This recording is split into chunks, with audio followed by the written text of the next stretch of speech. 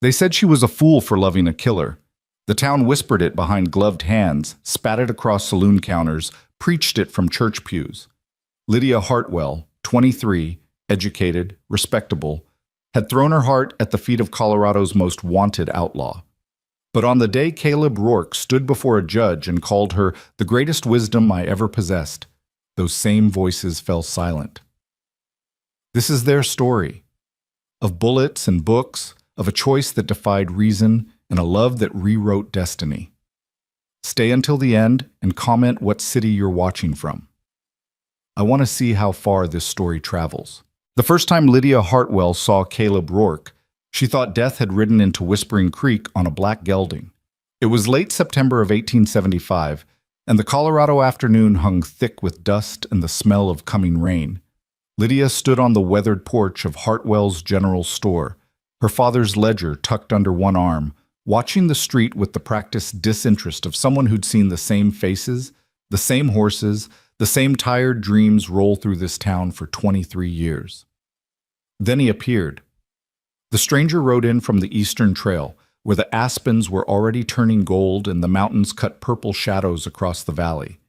His horse was road-weary, flanks dark with sweat, but the man himself sat straight in the saddle with the kind of stillness that made Lydia's breath catch. He was tall. She could tell even mounted, with shoulders that filled his dark duster and a hat pulled low enough to shadow most of his face. But it wasn't his size that made the street go quiet.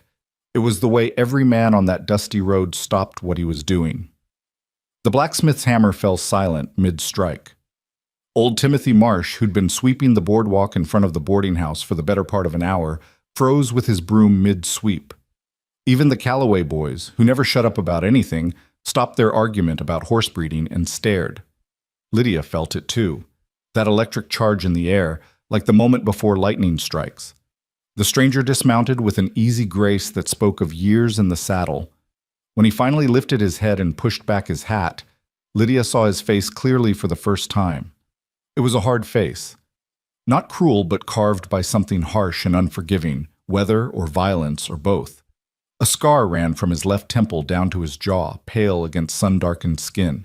His eyes, startlingly blue beneath dark brows, swept the street with the careful assessment of a man who'd learned to catalog exits and threats before he cataloged anything else.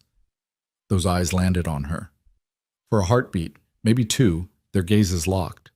Lydia felt something shift in her chest, recognition without knowledge, like her soul knew something her mind hadn't caught up to yet.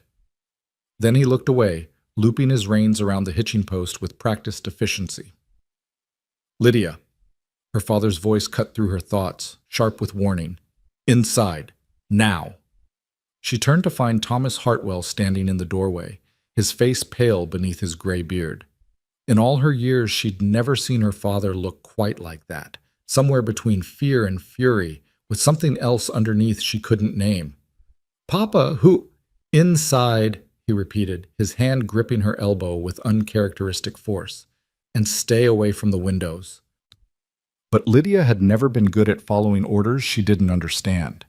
The moment her father turned his back to hurry toward the counter, she positioned herself beside the pickle barrel, where she had a clear view through the front window. The stranger was walking toward their store.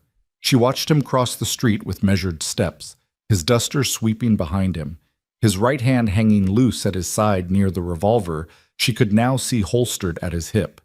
He moved like water, she thought, smooth and inevitable, following the path of least resistance but unstoppable all the same. When he pushed through the door, the bell above it seemed to ring with a different tone than usual, sharper, more urgent. Up close, he was even more imposing. 6'3" at least, with broad shoulders and the lean, hard build of someone who'd known hunger and survived it. The scar on his face was worse than she'd thought, a clean line that must have come from a blade, not a bullet. It should have made him ugly, but instead it gave his face a strange, terrible beauty, like a statue that had been broken and imperfectly mended. Help you? Her father's voice was cold, clipped. The stranger pulled off his hat, revealing dark hair that curled slightly at his collar.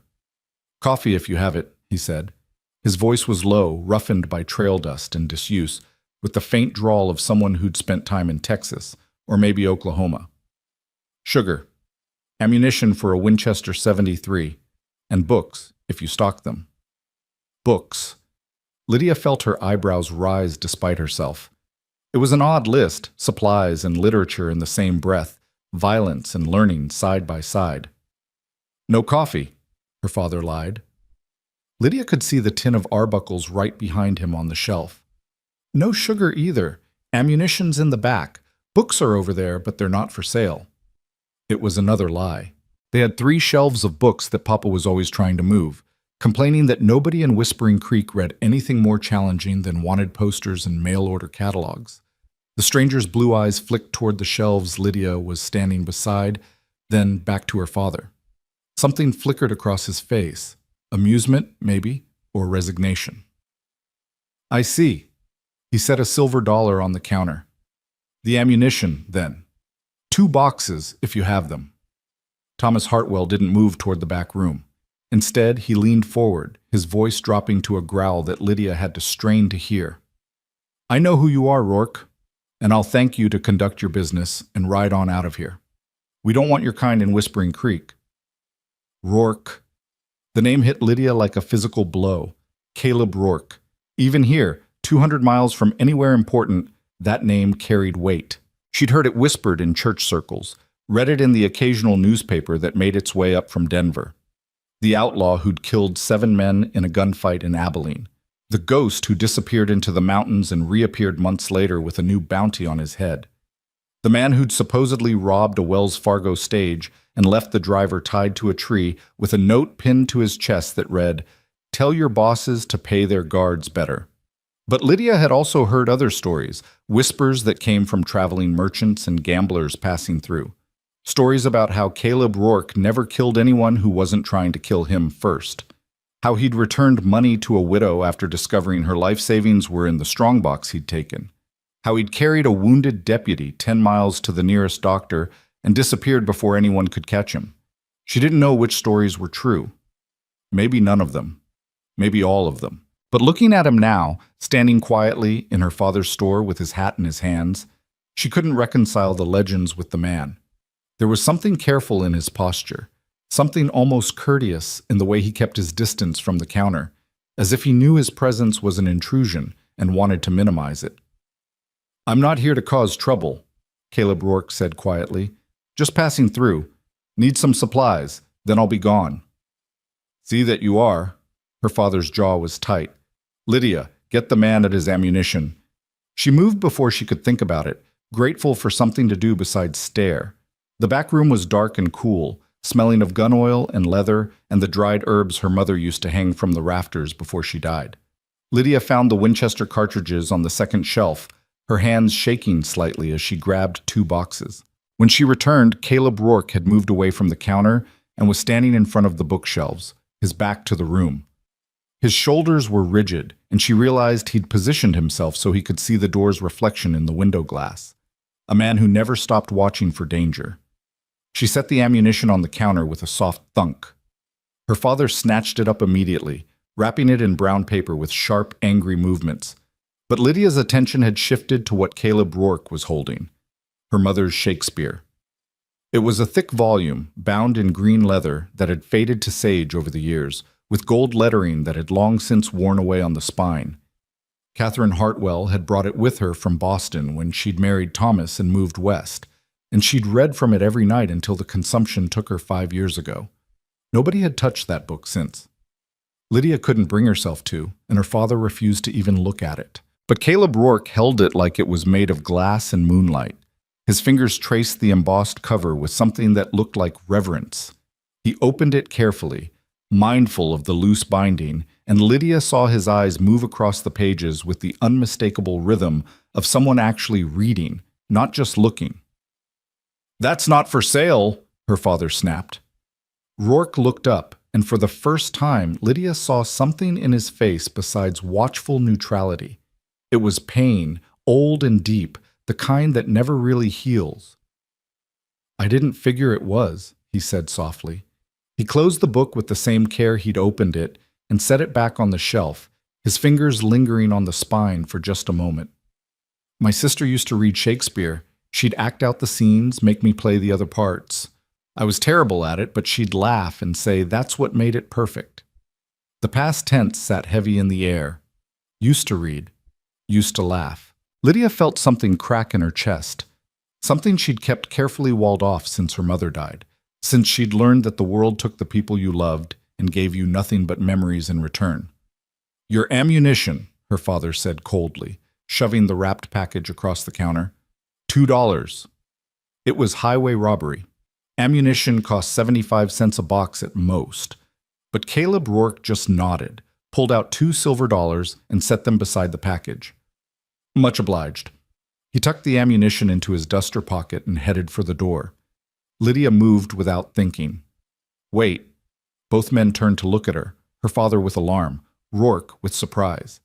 She grabbed 3 books from the shelf, a collection of Emerson essays, a volume of Byron's poetry, and a dime novel about a Texas Ranger that someone had left behind months ago. Take these. Lydia! Her father's voice cracked like a whip, but she was already crossing the room, her heart hammering against her ribs, her hands shaking as she held the books out to Caleb Rourke. Up close, she could see that his eyes weren't just blue. They were the color of a Colorado sky before a storm, pale and electric and impossible to look away from. She could see the fine lines at their corners, the shadow of stubble along his jaw, the way his throat moved when he swallowed. I can't, he started. You can, she interrupted. Consider it a loan. You can return them when you pass back through. It was a lie, and they both knew it. Men like Caleb Rourke didn't pass back through. They kept moving, always one step ahead of their past, never stopping long enough to return anything. But he took the books anyway, his fingers brushing hers for the briefest moment. Even through her gloves, she felt the calluses on his palm, the warmth of his skin, the tremor that might have been hers or his or both. Thank you, he said, and his voice was rough with something that sounded like gratitude but felt like grief. I'll take good care of them. Then he was gone, the door swinging shut behind him, the bell's ring fading into the afternoon quiet. Lydia stood frozen, her hands still outstretched, her heart still racing. Do you have any idea what you've just done? Her father's voice was low and dangerous. That man's blood runs cold, Lydia. He's killed more men than the Winters claimed, and you just... He liked Shakespeare, she said quietly, and he had a sister who laughed. Had, her father repeated. Past tense. And do you know why? Because men like him destroy everything they touch. Everyone they care about ends up dead or worse. Lydia turned to look at him, really look at him. Thomas Hartwell had aged 10 years since her mother died. His beard had gone from gray to white. His shoulders had developed a permanent stoop, and his eyes, once bright with dreams of the life they'd build in this wild country, had gone flat and defeated. He was afraid, she realized. Not of Caleb Rourke specifically, but of the chaos and violence the outlaw represented. Her father had spent 5 years building walls around his heart, convincing himself that if he controlled everything, if he kept danger at arm's length, if he never took risks or made waves or let himself care too much, he could avoid more pain. But Lydia had spent those same 5 years reading her mother's books, tracing the words Catherine Hartwell had underlined, trying to understand what her mother had believed about life and love and the courage it took to live fully. And one phrase kept coming back to her, from a play her mother had marked up more than any other. The course of true love never did run smooth. Catherine Hartwell had chosen a hard life when she married a shopkeeper and moved to Colorado. She'd left behind comfort and society and everything she'd known. And yes, it had been difficult. Yes, she'd suffered. Yes, she'd died too young. But Lydia remembered her mother's laugh, bright and free. She remembered the way her parents had danced in the kitchen when they thought she was asleep, her father humming off key while her mother closed her eyes and smiled. She remembered her mother saying just weeks before she died, I would do it all again, my darling. Every hard mile, every hungry winter, every moment of fear, because I got to live a life I chose with a man I loved in a place that took my breath away every single morning. That was wisdom, Lydia thought, the kind the world called foolish. Papa, she said gently, he's not going to hurt anyone. He just wanted books. You don't know what he wants. Her father shook his head. Stay away from him, Lydia. I mean it. That man is nothing but trouble, and I won't have you getting caught up in whatever storm he's trailing.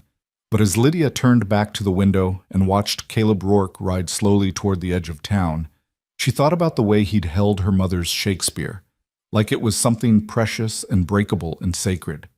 And she thought maybe, just maybe, the storm wasn't following him. Maybe it was already here.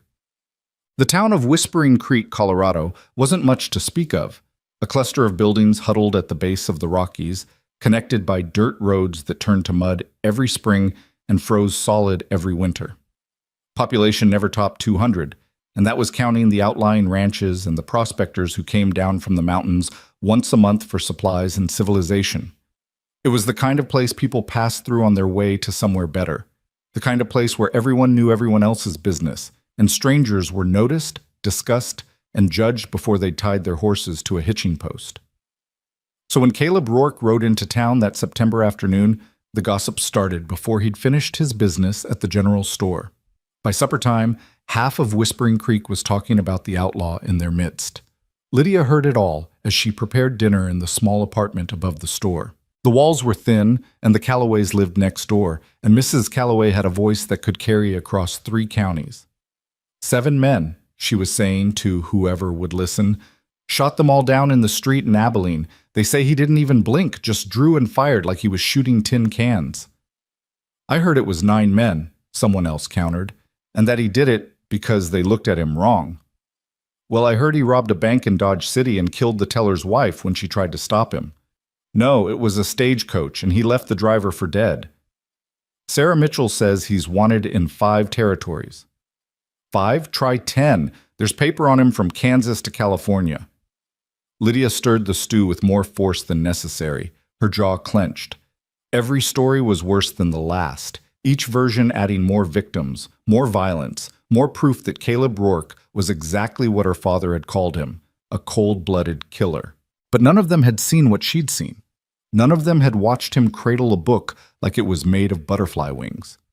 None of them had heard the grief in his voice when he talked about his sister. None of them had noticed the way he'd kept his hand away from his gun, even when her father had been openly hostile, as if he was determined not to let violence follow him through that door. Don't pay them any mind, her father said quietly from his chair by the window. He'd been reading the same page of the Denver newspaper for 20 minutes. They'll find something else to talk about soon enough. But Lydia wasn't so sure.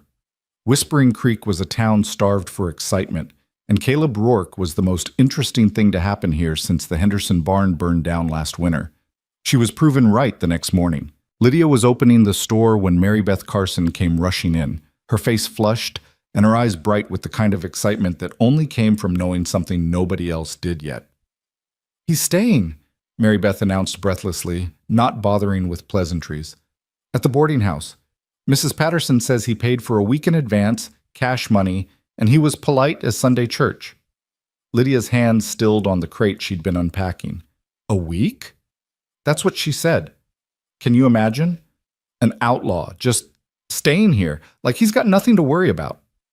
Mary Beth leaned against the counter, her voice dropping to a conspiratorial whisper. "Sarah's brother heard from Timothy Marsh that there's bounty hunters looking for him. Big money, too. $2,000 dead or alive." $2,000. In a town where most families survived on less than $300 a year, that was a fortune. That was a new life. That was everything. "Mary Beth," Lydia said carefully, "has anyone actually confirmed that he's the Caleb Rourke, the outlaw?" Her friend blinked. "Well, no. But who else would he be? A man who looks like that, rides like that, dressed all in black with a gun on his hip? He's not a schoolteacher, Lydia. He might just be a cowboy or a rancher or—" "You're defending him." Mary Beth's eyes went wide. "Lydia Hartwell, please tell me you're not defending a known killer." "I'm not defending anyone. I'm just saying we don't know anything for certain." But Mary Beth was already shaking her head, backing toward the door, with the kind of scandalized delight that meant this story would be all over town by noon. "Wait until everyone hears that you're taking his side. After he was in here yesterday, oh, Lydia, what were you thinking?" She swept out before Lydia could respond, leaving the bell jangling and silence in her wake. Lydia sank onto the stool behind the counter and pressed her palms against her eyes. This was exactly what she'd been afraid of. In a town this small, perception was reality. And if people thought she was sympathetic to an outlaw, her reputation, carefully maintained through 23 years of proper behavior and appropriate responses, would be destroyed. Her father would never forgive her. The morning dragged on with a steady stream of customers who were suddenly very interested in making purchases at the general store. They came in asking for things they didn't need, lingering by the counter, dropping hints and asking questions that all circled back to the same subject. Did you see him yesterday? What did he buy? Did he seem dangerous? I heard you gave him something. Books, was it? Lydia answered as minimally as possible. Her responses clipped and cold until people stopped asking and started whispering instead. By the time the afternoon stage arrived, she had a headache pounding behind her eyes and a desperate desire to lock the door and hide in her room. Instead, she found herself looking out the window toward the boarding house, wondering what Caleb Rourke was doing in there, wondering why he'd stayed, wondering if he knew the whole town was talking about him, dissecting his every move, building a mythology around him that probably had nothing to do with the truth. The truth. What was the truth about Caleb Rourke? She thought about it all afternoon as she measured flour and counted change and wrapped purchases in brown paper. She thought about it as she swept the floor and updated the ledger and tried not to listen to the whispers that followed her father through town when he went to the post office. And she was still thinking about it when the door opened at 4 o'clock and Caleb Rourke walked in. The store went silent. There were 3 other customers inside: Mrs. Henderson, Mr. Patterson, and young Billy Marsh. All 3 of them froze like rabbits who'd just spotted a wolf. Caleb stopped just inside the door, his hand still on the handle, clearly sensing the tension. His eyes found Lydia's across the room, and she saw something flicker in them. Recognition, maybe, or apology. "I can come back," he said quietly. "No." The word was out before Lydia could stop it. "You're welcome here." Mrs. Henderson made a small sound of disapproval. Mr. Patterson grabbed his purchases and headed for the door, giving Caleb a wide berth. Billy Marsh just stared, his mouth hanging open, until his mother grabbed his arm and dragged him outside. In less than 30 seconds, the store was empty except for Lydia and the outlaw. Caleb moved toward the counter slowly, like he was approaching a spooked horse. "I'm sorry about that," he said. "I heard the talk today. Didn't realize folks would be so uncomfortable." "It's not your fault." Lydia was surprised by how steady her voice sounded. "Small towns are like this. Any stranger would get the same treatment." His mouth quirked in something that wasn't quite a smile. "We both know that's not true. But I appreciate the kindness." He set something on the counter between them, the Emerson essays she'd loaned him yesterday. "Already finished?" she asked, surprised. "Couldn't sleep." He touched the book lightly. "It's been a long time since I've read anything beyond trail markers and wanted posters. I forgot how good words could be." There was something raw in his voice, something unguarded. And Lydia felt that same crack in her chest she'd felt yesterday. That dangerous softening toward a man she had no business softening toward. "Keep it," she said. "I meant what I said. It's a loan." "Miss Hartwell." "Lydia." The name escaped before she could think better of it. "If we're going to conduct business, you might as well call me Lydia." He studied her for a long moment, those storm sky eyes searching her face for something she couldn't name. "Then you should call me Caleb. Nobody's called me Mr. Anything in more years than I can count." "Caleb," she repeated, and the name felt strange on her tongue. Intimate, dangerous. "I also came to ask about the other books," he continued. "The Byron and the dime novel. I'd like to purchase them if you're willing to sell, and maybe—" He hesitated and she saw color rise in his face. "Maybe you could recommend a few more?" Lydia's heart did something complicated in her chest. Here was a man with a bounty on his head, staying in a town that feared him, asking for book recommendations like he had all the time in the world. It made no sense, unless he was exactly what she'd suspected yesterday. Not a heartless killer, but someone far more complicated. Someone who'd been pushed into violence but hadn't let it kill the part of him that still loved poetry and philosophy and stories. "I can do that," she said softly. "Give me a moment." She moved to the shelves, very aware of him watching her, very aware of how alone they were. Her father had gone to a town council meeting and wouldn't be back until supper time. The afternoon light slanted through the windows in golden bars, painting everything in amber. Lydia ran her fingers along the spines, considering. What did you give a man like Caleb Rourke? What words would matter to someone who'd seen and done things she couldn't imagine? She pulled down Whitman's Leaves of Grass, a collection of Hawthorne stories, and, after a moment's hesitation, a new novel that had arrived last month from a young writer named Mark Twain. These, she said, setting them on the counter. Whitman, if you want poetry that tastes like America. Hawthorne, if you want shadows and secrets and questions without answers. And Twain, if you want to remember that life can still be funny, even when it's hard. Caleb touched each book in turn, reading the titles, his expression softening. You've read all of these? Most books in this store, yes. It's... She paused, choosing her words carefully. It's how I travel without leaving. How I live more lives than the one I was born into. That's a good reason to read. He looked up at her, and the sadness in his face was almost unbearable. I used to read to escape. Now I read to remember who I was before everything changed. Before everything changed, 4 words that held an entire history. What changed? She asked quietly, knowing she was overstepping, knowing she had no right to ask but unable to stop herself. Caleb was silent for so long she thought he wouldn't answer. Then he said, My sister, Emma. She was 17. We had a small farm in eastern Colorado. Nothing much, but it was ours. A banker named Silas Benton wanted the land. There was a railroad coming through, and he'd been buying up property to sell to the company at 10 times what he paid. His hands curled into fists on the counter. Emma refused to sell. It was our home, she said. Our parents were buried there. She wouldn't let it go for any amount of money. His voice went flat, emotionless. So Benton hired men to convince her. They came one night while I was in town getting supplies. When I got back, the house was burning. Emma was inside. Lydia's hand flew to her mouth. Oh, God.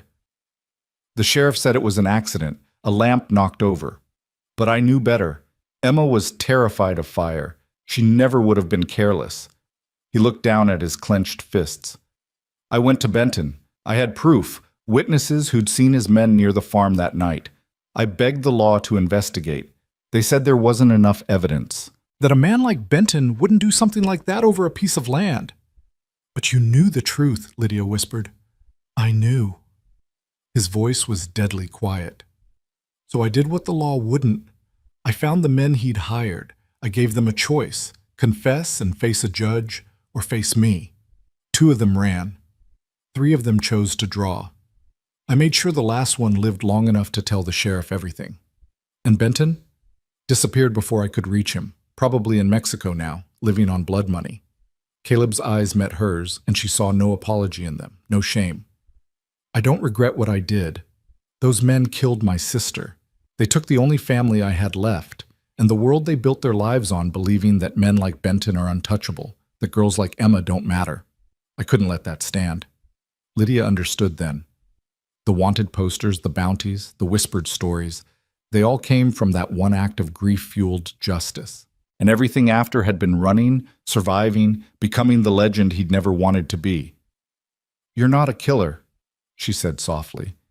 He laughed, but there was no humor in it. I've killed men, Lydia. That makes me a killer by definition.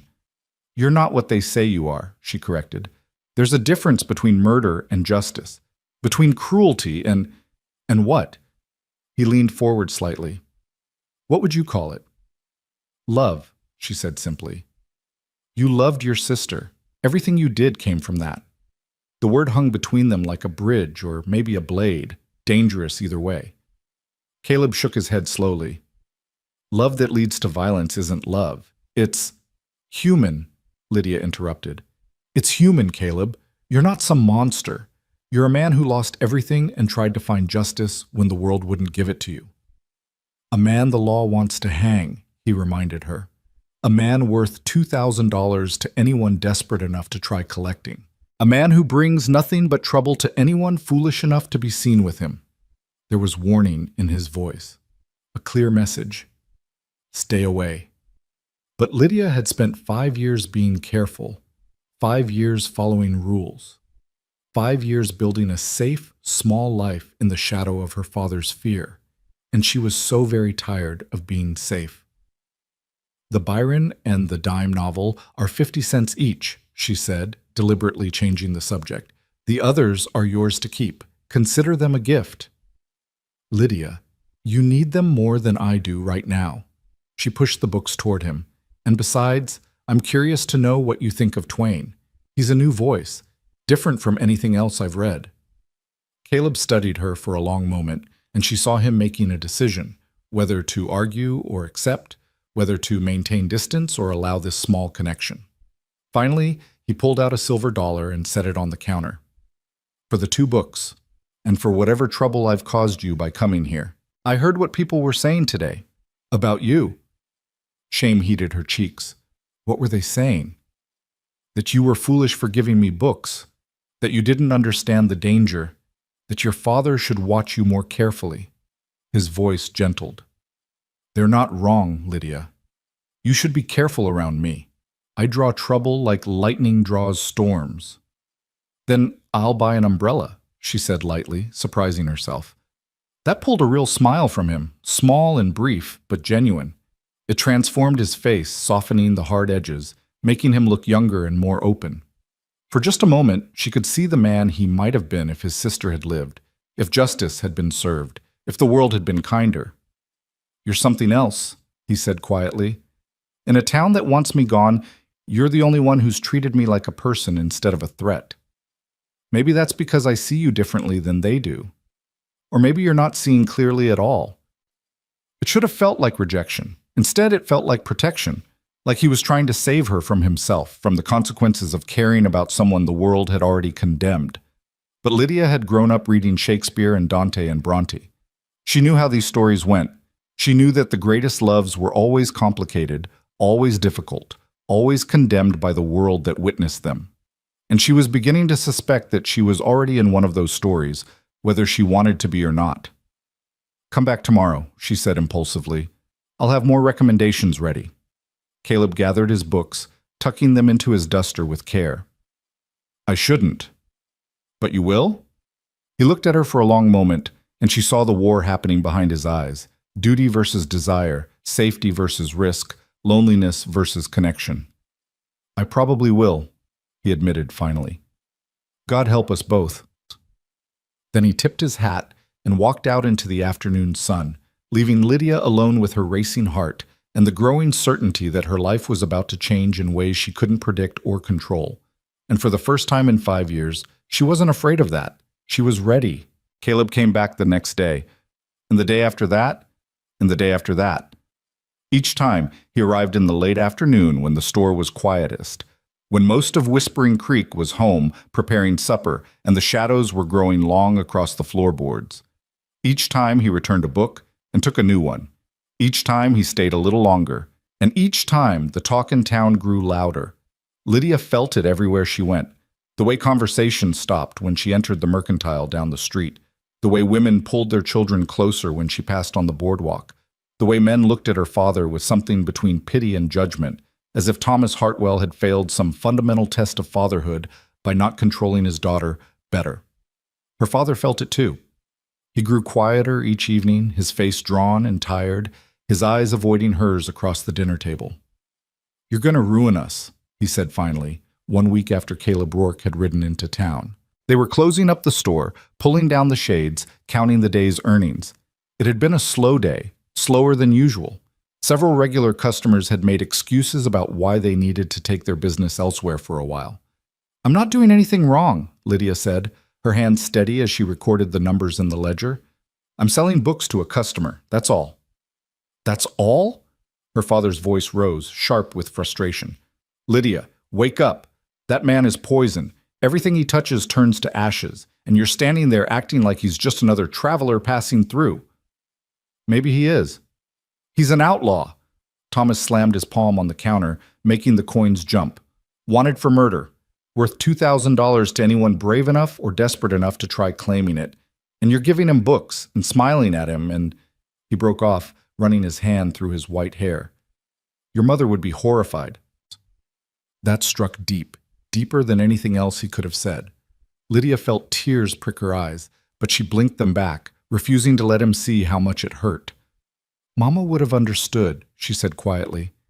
"She was the one who taught me to see people, not just their reputations. She was the one who said that mercy matters more than judgment." "Your mother is dead." The words were brutal, final. "And I won't lose you too because you've romanticized some outlaw into something he's not. This stops now, Lydia. No more books, no more conversations. If Caleb Rourke walks through that door again, you tell him we're closed." "Papa, I mean it." His voice cracked. "I can't lose you. I can't bury another woman I love. So you'll do as I say, or I'll sell this store and we'll move back east where you can't get yourself killed over some misguided notion of charity." He left her standing there in the dimming light, his footsteps heavy on the stairs to their apartment above. Lydia pressed her palms flat against the counter, trying to steady her breathing. She understood her father's fear. She did. But understanding didn't make it any easier to bear. Thomas Hartwell had let his grief turn him into someone small and frightened, someone who saw danger in every shadow and built walls instead of bridges. And Lydia couldn't live like that. Wouldn't live like that. She thought of her mother reading by candlelight, her voice soft and sure as she recited her favorite passage from Measure for Measure. "The miserable have no other medicine but only hope." What was Caleb Rourke but miserable? What was he seeking in those books, if not medicine, if not hope? And what kind of person would she be if she denied him that because the world had decided he didn't deserve it? The next afternoon, Caleb arrived at his usual time. Through the window, Lydia watched him approach, noting the way he moved, careful, alert, his hand never far from his gun. He tied his horse and paused on the boardwalk, looking up at the store sign as if steeling himself for something difficult. Then he pushed through the door, and his eyes found hers immediately. "Afternoon," he said, pulling off his hat. The store was empty, deliberately so. Her father had left an hour ago, claiming business at the bank, though Lydia suspected he just couldn't bear to watch another encounter. The silence felt heavy, expectant. "Caleb?"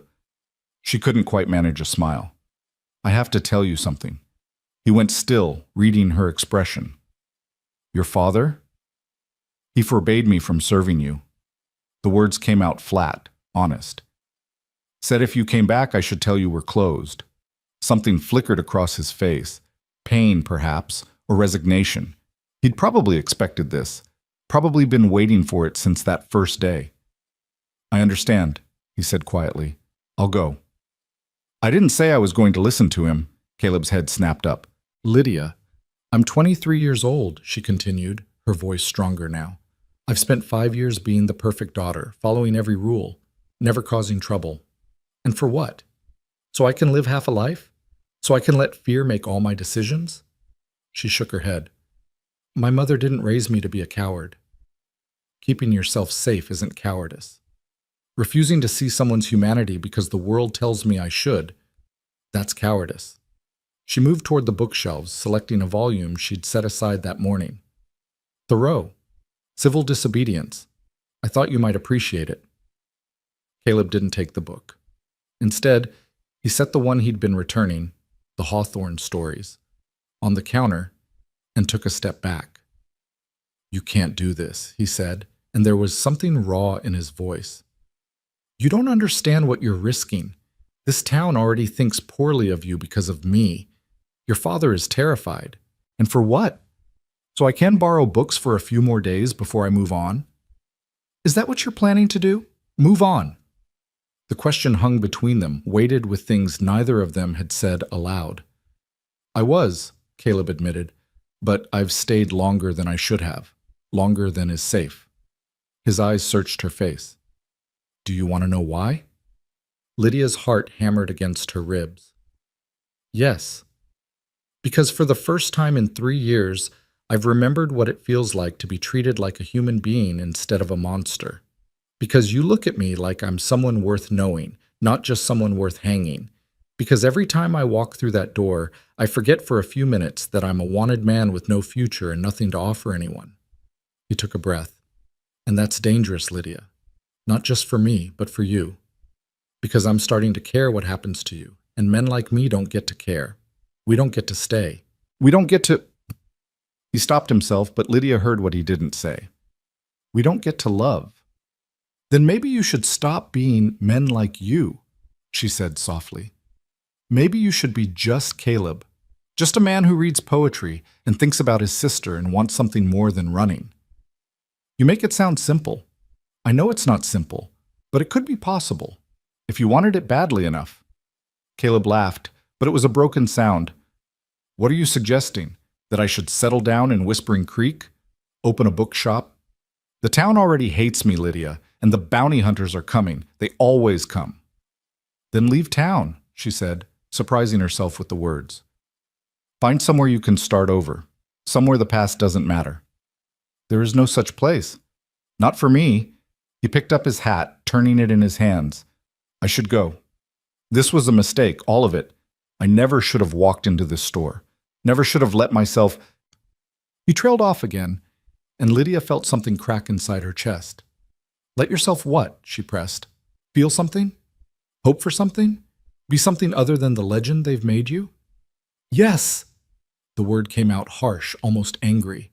Because that's all I am now, Lydia. A story people tell to scare their children. A name on a wanted poster. A dead man walking. And the sooner you accept that, the safer you'll be.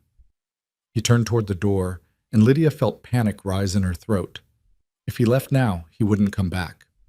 She knew it with bone-deep certainty. He'd ride out of Whispering Creek and disappear into whatever life he'd carved out for himself in the shadows, and she'd never know what might have been possible between them. My mother died 5 years ago, she said, her voice stopping him mid-step. Consumption.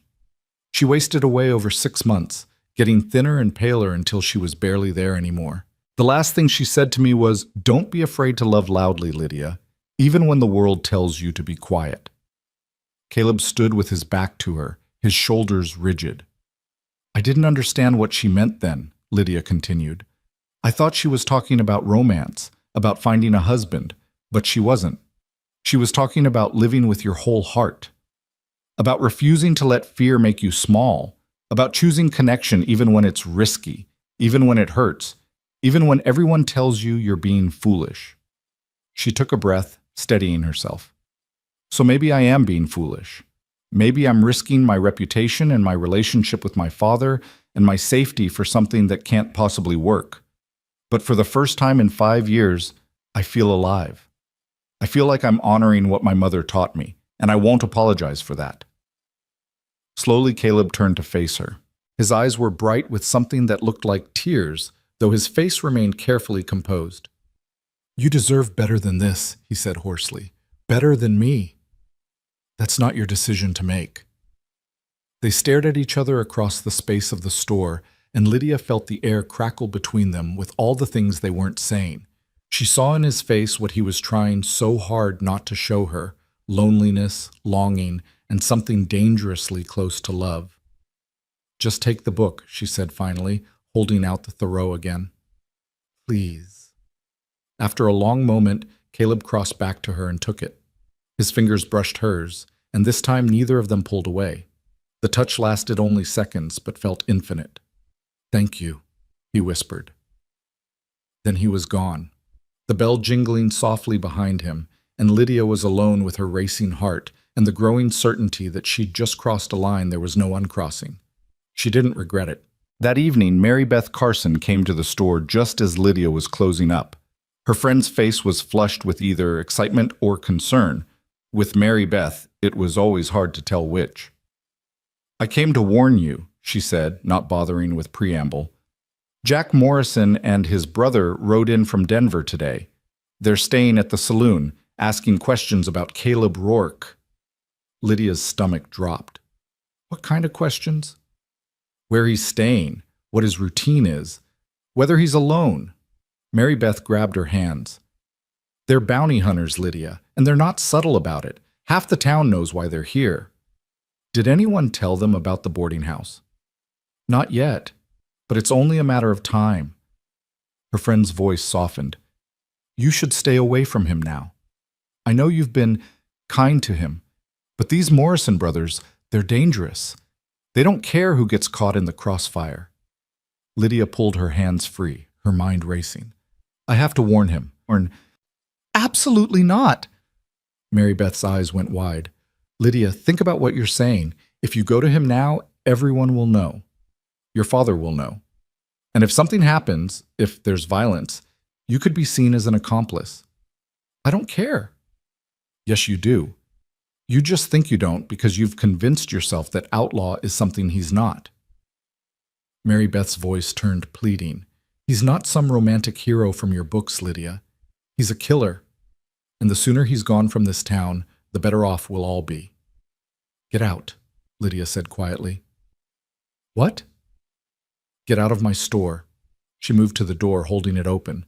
And don't come back until you're ready to apologize for calling me a fool. Mary Beth's face crumpled.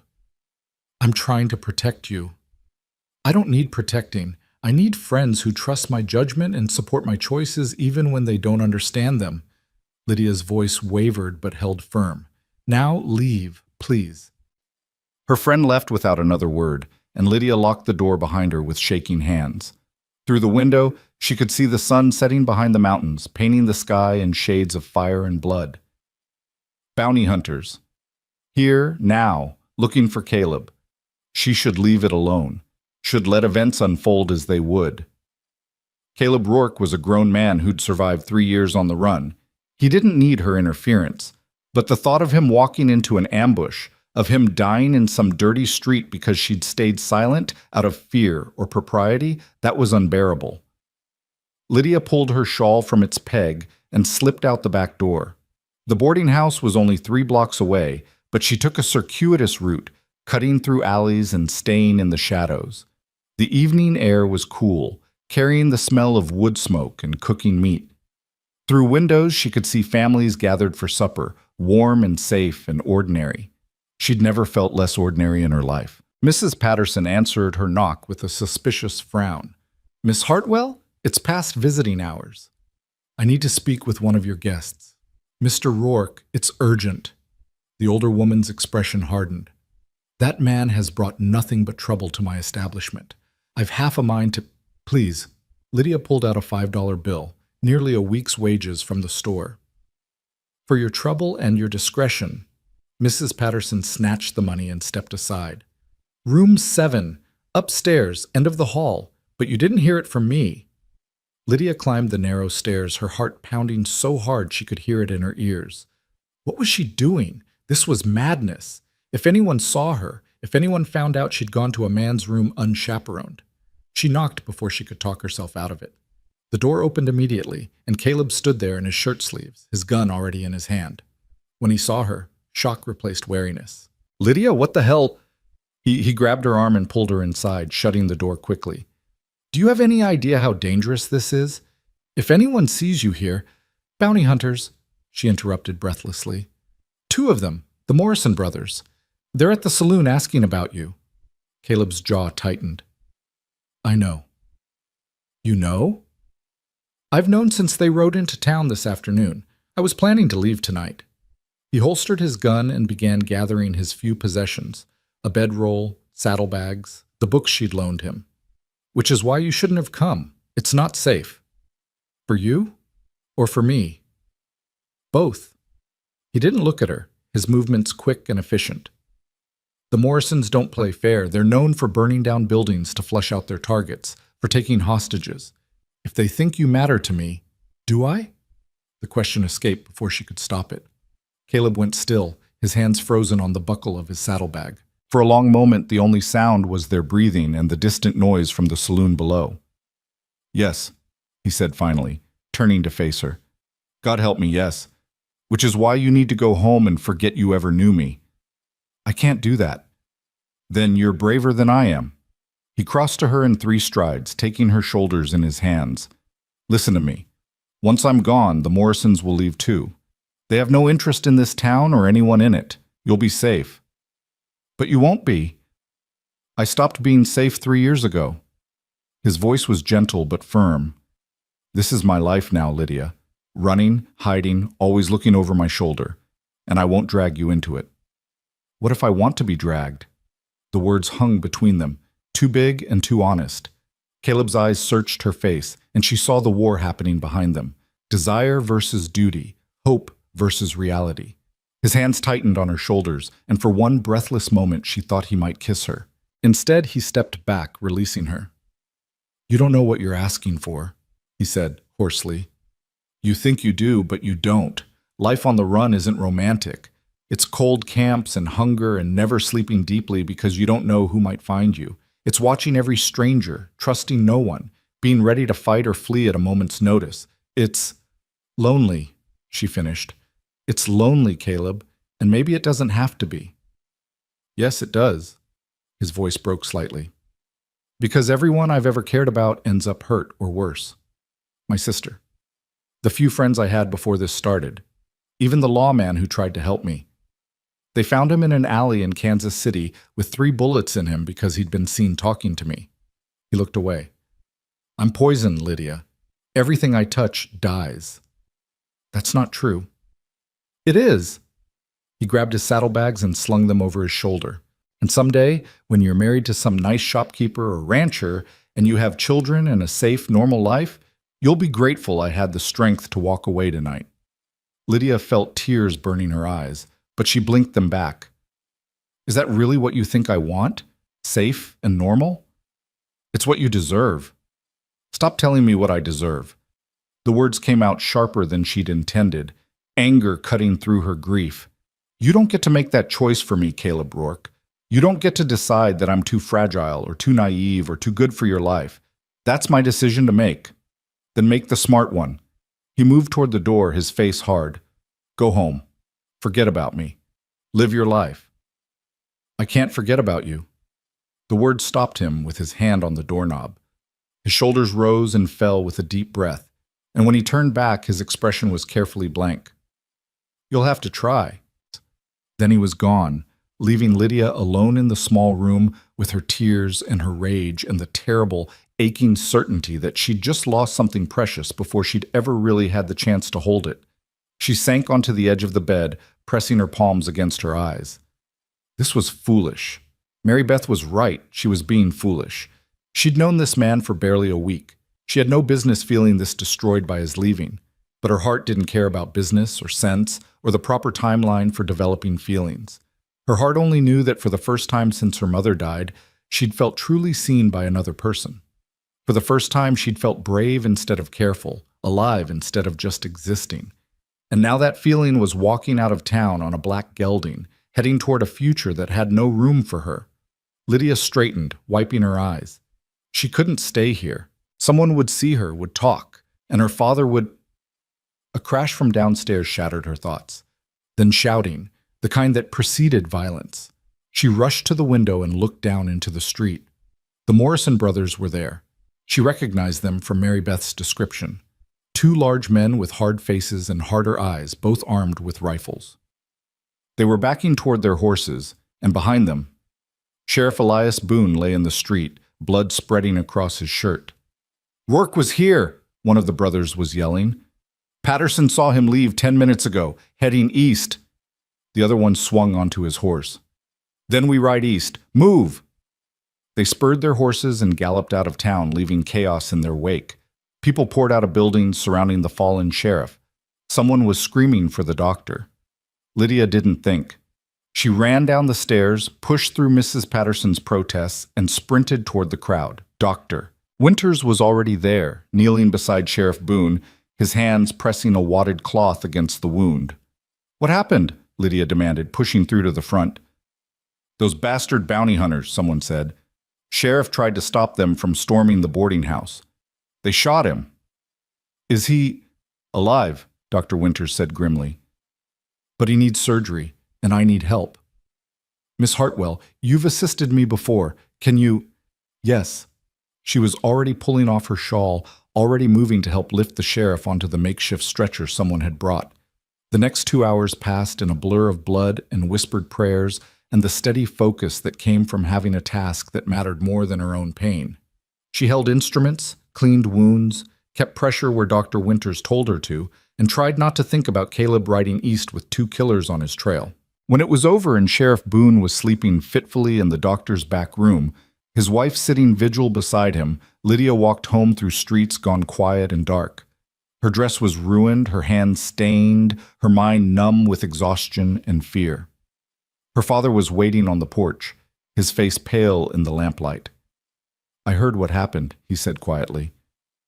"Mrs. Patterson said you were there, that you helped with the sheriff." "He'll live," Lydia said, unable to meet his eyes. "Dr. Winters says he'll live." "That's good." Thomas Hartwell was silent for a moment. "He also said you were at the boarding house before it happened, that you went to warn Rourke about the bounty hunters." Lydia looked up sharply, but her father's face held no anger, only weariness and something that might have been resignation. "I did," she admitted. "I couldn't let him walk into an ambush without warning. Even though I forbade it, even though it meant defying me. Even though—" Her father nodded slowly. "You're so much like your mother. She never could stand by and watch injustice happen either. It's what made me fall in love with her." He sighed. "It's also what worried me every single day. Because courage like that, love like that, it's dangerous, Lydia. It burns bright, but it can burn you to ashes." "I know, Papa." "Do you?" He stepped closer, his eyes searching her face. "Because from where I'm standing, you're already halfway to falling for that outlaw, and I don't know how to protect you from that." Lydia felt fresh tears threaten. "You can't protect me from it. I don't want you to." "Even if it destroys you?" "Even then." She took his hands.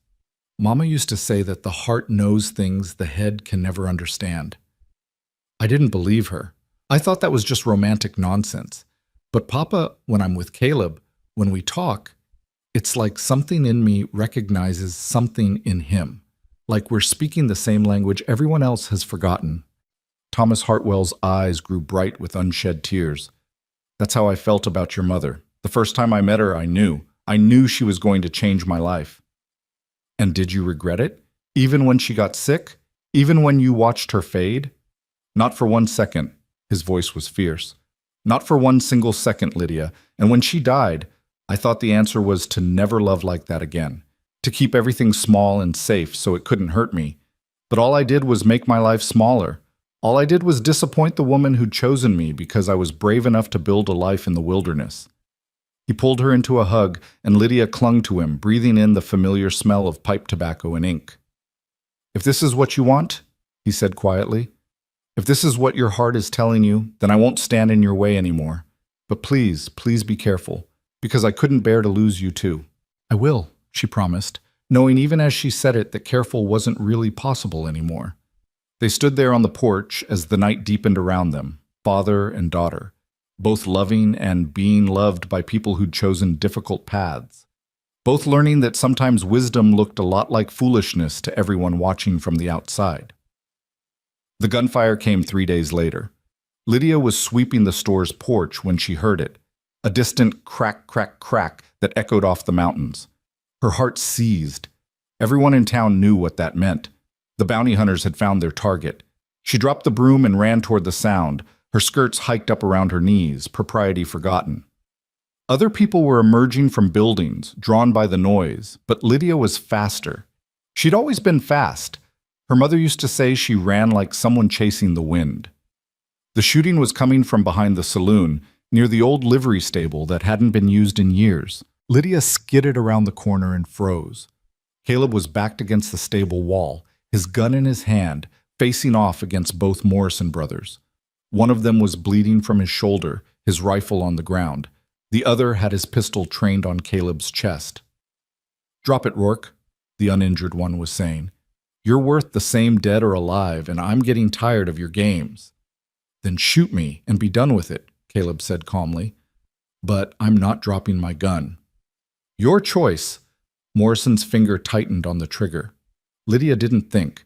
She grabbed an old shovel leaning against the building and swung it as hard as she could at a stack of metal feed pans beside the saloon's back door.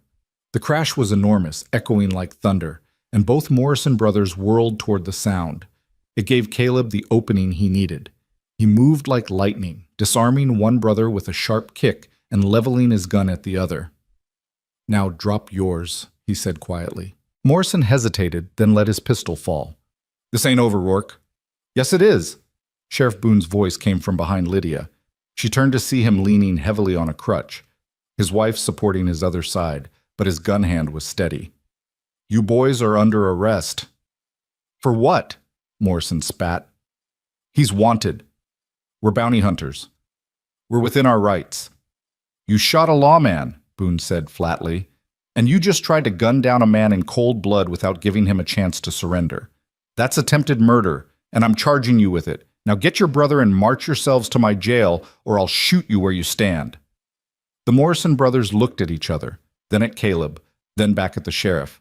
Finally, the uninjured one helped his bleeding brother to his feet, and they walked slowly toward the main street, Sheriff Boone and his wife following behind. That left Lydia and Caleb alone in the dusty space behind the buildings. He holstered his gun slowly, his eyes never leaving her face. "You saved my life. You would have found a way," she said, her voice shaking now that the adrenaline was fading. "No." He crossed to her in 3 long strides. "I wouldn't have. They had me dead to rights. If you hadn't made that noise—" He broke off, his hands coming up to frame her face. "What were you thinking? They could have shot you." "I was thinking that I couldn't watch you die. Lydia." Her name was half prayer, half curse. "You're going to be the death of me, or the saving of me. I'm not sure which yet." Then he kissed her. It was nothing like the kisses in the novels she'd read, those careful chaste pressings of lips that seemed more symbolic than real. This was heat and hunger, and 3 years of loneliness pouring out of him into her. His hands slid from her face into her hair, scattering pins, and she grabbed his shirt to keep from falling. When they finally broke apart, both breathing hard, Caleb rested his forehead against hers. "I tried to leave you," he whispered. "I rode for 2 hours, got halfway to Boulder and couldn't do it. Couldn't keep going knowing I'd never see you again. So I came back to tell you, to ask you." "Ask me what?" He pulled back enough to meet her eyes. "To wait for me. I'm going to Denver. Sheriff Boone says the banker, Benton, he's been arrested. They found evidence of fraud, bribery, all kinds of corruption. The case against him is solid, and if I testify, they might consider reducing my charges or even pardoning me." His voice was urgent. "It could take months, maybe longer. But if there's a chance, if there's even the smallest possibility that I could come back to you as a free man instead of a wanted one, I'll wait," Lydia said immediately. "I'll wait as long as it takes. You don't know what you're promising." "Yes, I do." She grabbed his face, making him look at her. "I know exactly what I'm promising. I'm promising to believe in you when no one else does. I'm promising to hold on to hope even when it seems impossible. I'm promising to be here when you come back. And if I don't come back, then I'll come find you." She smiled through her tears. "You're not getting rid of me that easily, Caleb Rourke." He laughed, a real laugh, bright and unguarded, and kissed her again, gentler this time, but no less profound. "I don't deserve you," he murmured against her lips. "Probably not," she agreed, "but you're stuck with me anyway." "Lydia," her father's voice carried across the yard. "Are you—" He rounded the corner and stopped short, taking in the scene. Caleb immediately stepped back, putting proper distance between them, but Thomas Hartwell just shook his head slowly. "I see. Well, that explains a few things. Papa, I can explain—" "No need." He walked closer, his eyes on Caleb. "I'm not going to pretend I'm happy about this. I'm not going to pretend I understand it. But my daughter has never been wrong about people. And if she sees something in you worth believing in," he extended his hand, "then I'm willing to try doing the same." Caleb stared at the offered hand like it was something holy. Then he took it, his grip firm. "I'll be worthy of her," he said quietly. "I swear it." "See that you are." Thomas released his hand and turned to Lydia. "Now come along. We have a store to run, and apparently a reputation to rebuild. And you," he pointed at Caleb, "you should probably get to Denver before those Morrison brothers decide jail won't hold them." Caleb nodded. "I'll leave at first light." "Then we'll say our goodbyes now," Thomas said gruffly. "In front of witnesses, properly." But there was a glint of humor in his eyes as he added, "Though I suspect that horse already left the barn." He walked away, giving them privacy, and Lydia turned back to Caleb. "Thank you for coming back," she whispered. "Thank you for being worth coming back to." He tucked a loose strand of hair behind her ear. "I'll write. As soon as I know something, I'll write." I'll be waiting. They stood there in the fading afternoon light, holding each other, neither wanting to be the first to let go. Around them, Whispering Creek was returning to normal, people heading home for supper, shops closing for the evening, the mountains casting their long shadows across the valley. But for Lydia and Caleb, everything had changed. The foolish girl and the outlaw, with nothing to lose, had found something neither of them had been looking for. They'd found hope. And maybe, just maybe, they'd found the beginning of love. Caleb rode out at dawn, just as he'd promised, and Lydia watched him go from her bedroom window. The sun was painting the mountains gold, and he sat tall in the saddle, looking back once before the road curved and took him from her sight. She pressed her hand against the glass, feeling the cold seep through, and told herself this wasn't goodbye. It was just waiting, just hope stretched thin across distance and time.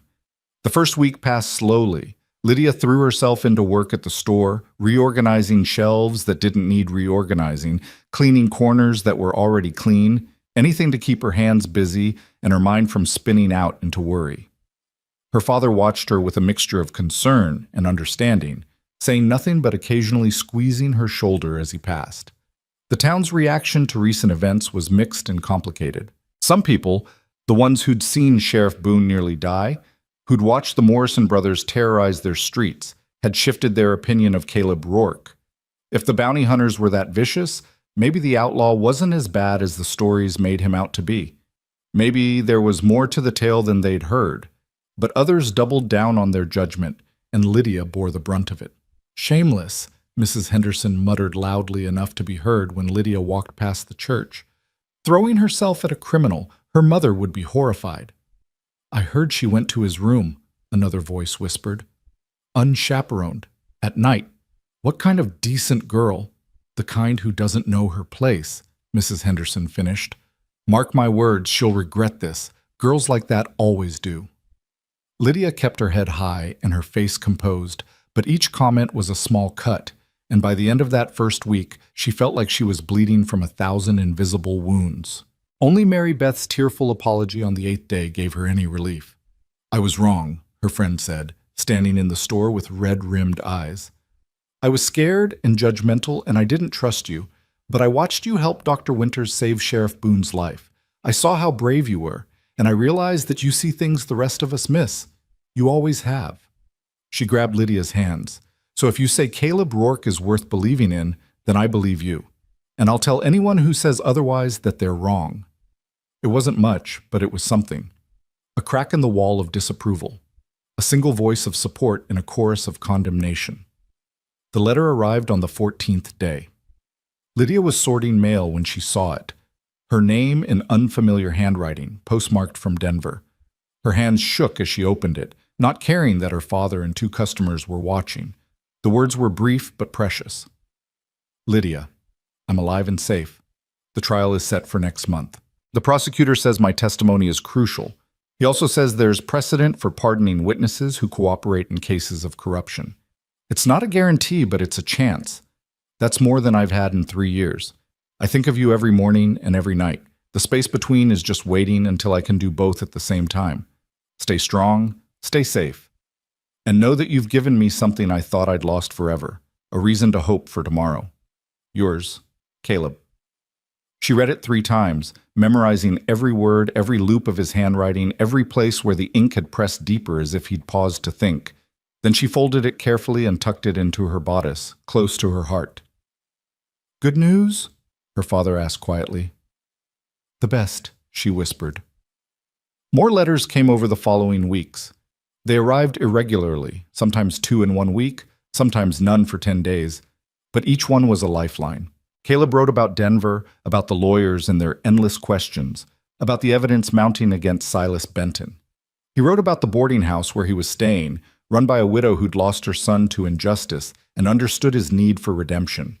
He wrote about the books he was reading, the thoughts they sparked, the way he kept returning to a line from Thoreau. Rather than love, than money, than fame, give me truth. I'm learning what truth means, he wrote in early November. Not just facts, but the deeper truth of who we are and what we're meant to be.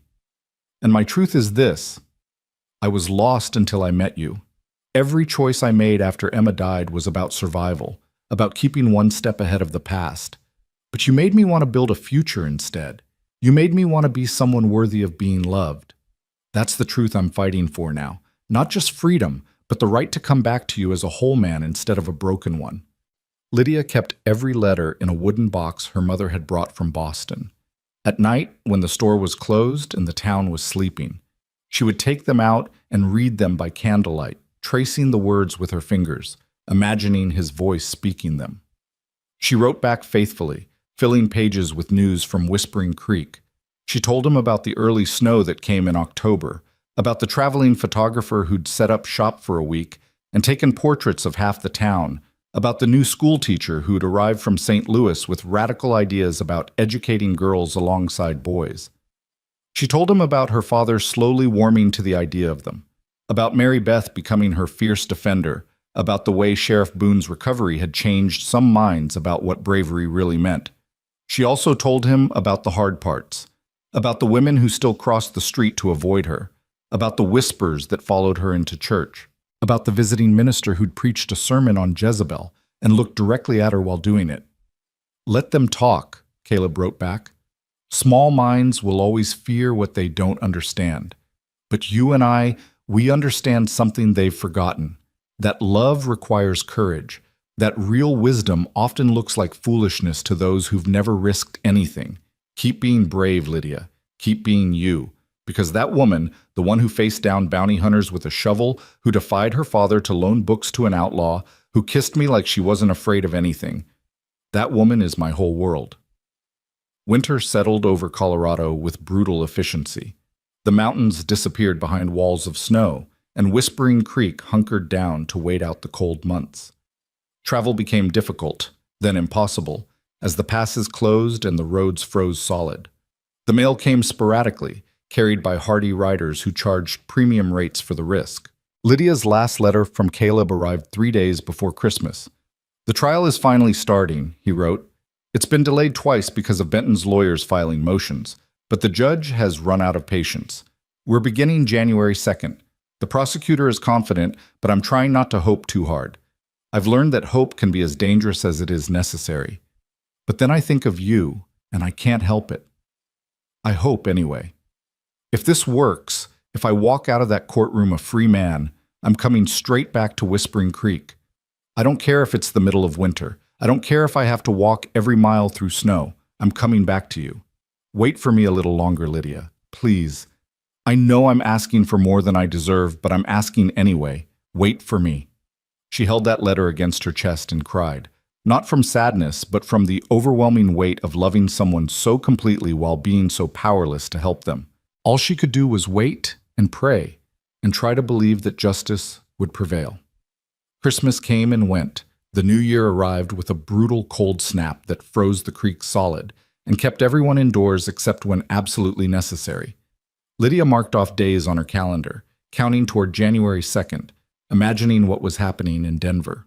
The opening arguments, the testimony, Caleb standing before a judge and jury, his fate in the hands of 12 strangers. 3 weeks passed with no word, then 4. By mid-February, Lydia was starting to fracture. She couldn't eat, couldn't sleep, could barely focus on anything except the mail rider's schedule. Every day without a letter felt like a small death. Her father tried to comfort her, but what could he say? They both knew what silence might mean, a guilty verdict, a hanging, or worse, something so terrible that Caleb couldn't bring himself to write about it. He'll send word, Thomas insisted. The passes are still mostly closed. Mail is slow. Don't borrow trouble, my girl. But trouble didn't need to be borrowed. It was already there, sitting heavy on Lydia's chest, making every breath feel like work. The letter finally arrived on February 23rd. Lydia saw the rider coming from her window and ran downstairs so fast she nearly fell. She met him at the door, and he handed over a thick envelope with a knowing smile. From Denver, he said. Looks important. Her hands were shaking so badly she could barely break the seal. The letter was longer than usual, multiple pages covered in Caleb's handwriting. She forced herself to slow down, to read carefully, even though her heart was racing. Lydia, I'm free. Those 3 words, those impossible, beautiful, perfect 3 words. She had to stop reading and sit down, the relief so intense it made her dizzy. Her father rushed over, alarmed, but she just shook her head and kept reading.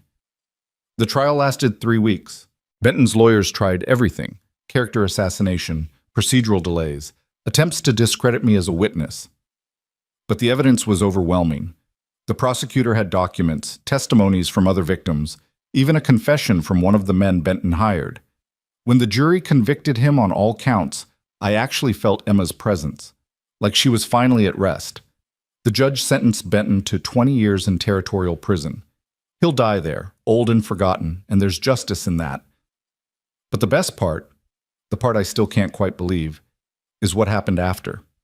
The prosecutor filed a motion for my pardon, citing my cooperation and the circumstances surrounding my actions.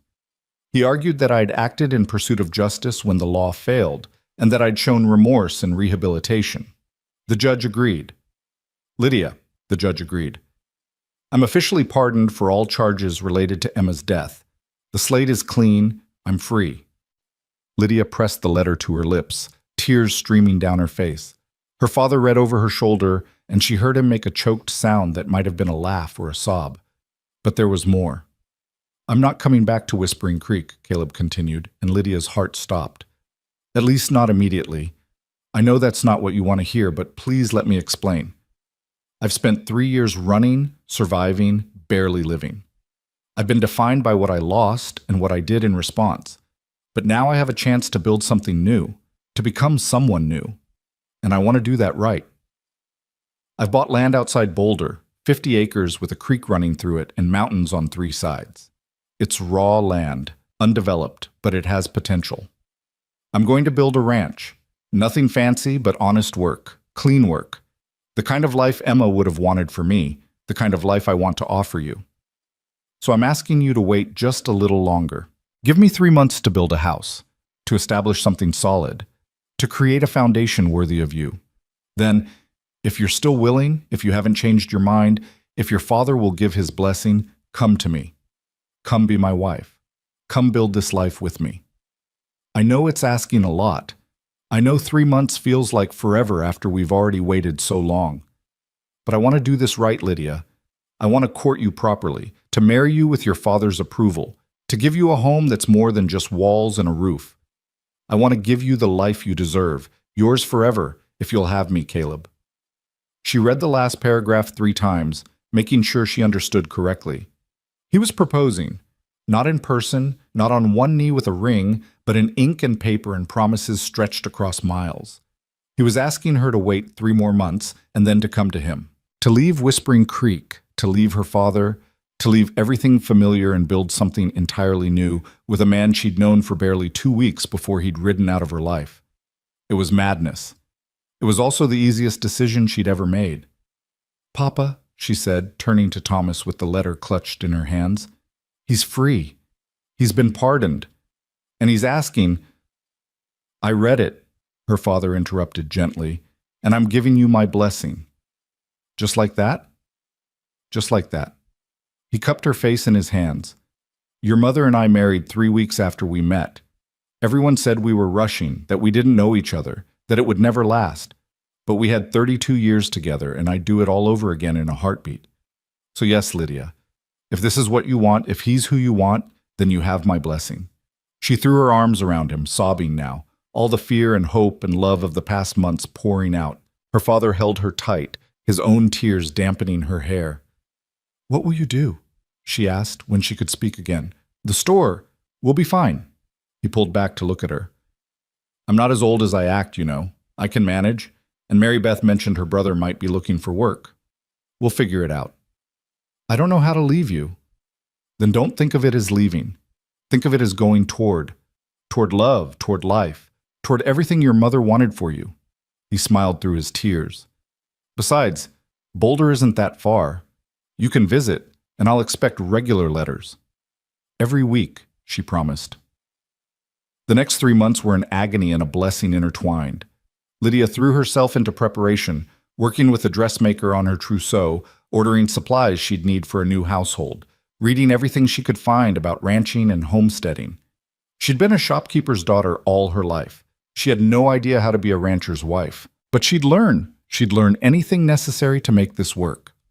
Letters from Caleb arrived weekly now, filled with details about the house he was building. It wasn't large, just 4 rooms to start, with plans to expand later. But he described it with such pride and care that Lydia could almost see it. The main room with its stone fireplace. The kitchen with windows facing east to catch the morning light. The bedroom with a view of the mountains. The porch where they could sit on summer evenings and watch the sun set. "I named the creek Emma Creek," he wrote in early April. "I hope that's all right. I wanted her to be part of this new life somehow, to know that she's not forgotten, that everything good that comes from this grew from loving her and seeking justice for her. The water runs clear and cold, and there's a bend where cottonwoods grow thick. I think you'll love it." Lydia wrote back describing her preparations, her excitement, her occasional terror at the enormity of what she was doing. "I'm leaving the only home I've ever known," she admitted. "I'm marrying a man I kissed exactly twice. By all reasonable measures, this is insane. But my heart knows something my head can't explain. It knows you. It knows us. It knows that what we have is rare and precious and worth every risk. So I'm not afraid. Or maybe I am afraid, but I'm brave anyway. You taught me that. You taught me that courage isn't the absence of fear, it's choosing to love despite it." The weeks crawled by. Winter released its grip on Colorado, and spring came rushing in with wildflowers and warm winds. The passes cleared, the roads dried. And on May 1st, Lydia packed her trunk with everything that mattered: her mother's books, her best dresses, the letters from Caleb tied with ribbon, a photograph of her parents on their wedding day. The night before she left, her father threw her a small party. It wasn't much, just Mary Beth and her family, Sheriff Boone and his wife, Dr. Winters, a few others who'd become allies during the hard months. But it was enough, a send-off, a blessing, a recognition that she was choosing her own path, and they supported her in it. "To Lydia," Mary Beth toasted, raising her glass. "The bravest woman I know. May your love story be as epic as the risks you took to find it." "To love," Sheriff Boone added, "the kind that changes minds and redeems souls. May you and Caleb have a lifetime of it." Lydia drank and laughed and tried not to cry. These people had seen her at her worst and her best. They judged her and defended her, doubted her and believed in her. And now they were letting her go with love instead of censure. That night she couldn't sleep. She stood at her window watching the mountains, thinking about what tomorrow would bring. She was taking the stage to Boulder, where Caleb would meet her. They'd have a small wedding at the church there, nothing fancy, just vows and promises, and the beginning of forever. She was terrified. She was ready. At dawn, her father helped her load her trunk onto the stage. The driver, a grizzled man who'd been running this route for 20 years, tipped his hat. "Heard you're getting married, Miss Hartwell, to that Rourke fellow." "I am," she said, lifting her chin. "Heard he's a good man. Helped my cousin build a barn last month. Wouldn't take payment for it. Said he was just being neighborly." The driver grinned. "You picked a good one, miss. And that's coming from someone who's seen enough of humanity to know the difference."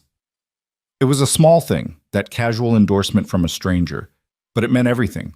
Proof that Caleb was building the life he'd promised, that he was becoming the man he wanted to be. Thomas hugged her one last time, long and tight.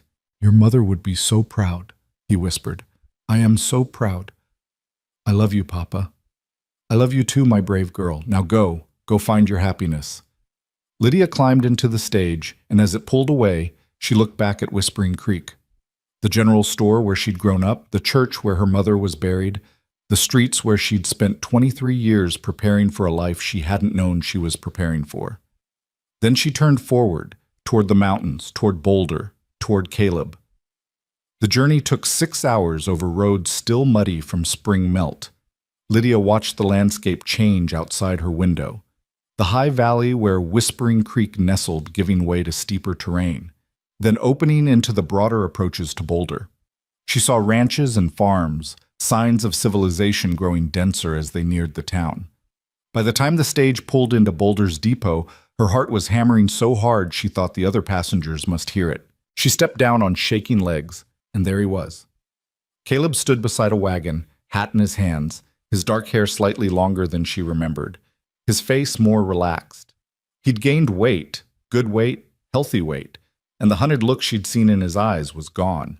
He wore clean clothes, simple but well made, and when he saw her, his entire face lit up with a smile that could have powered the sun.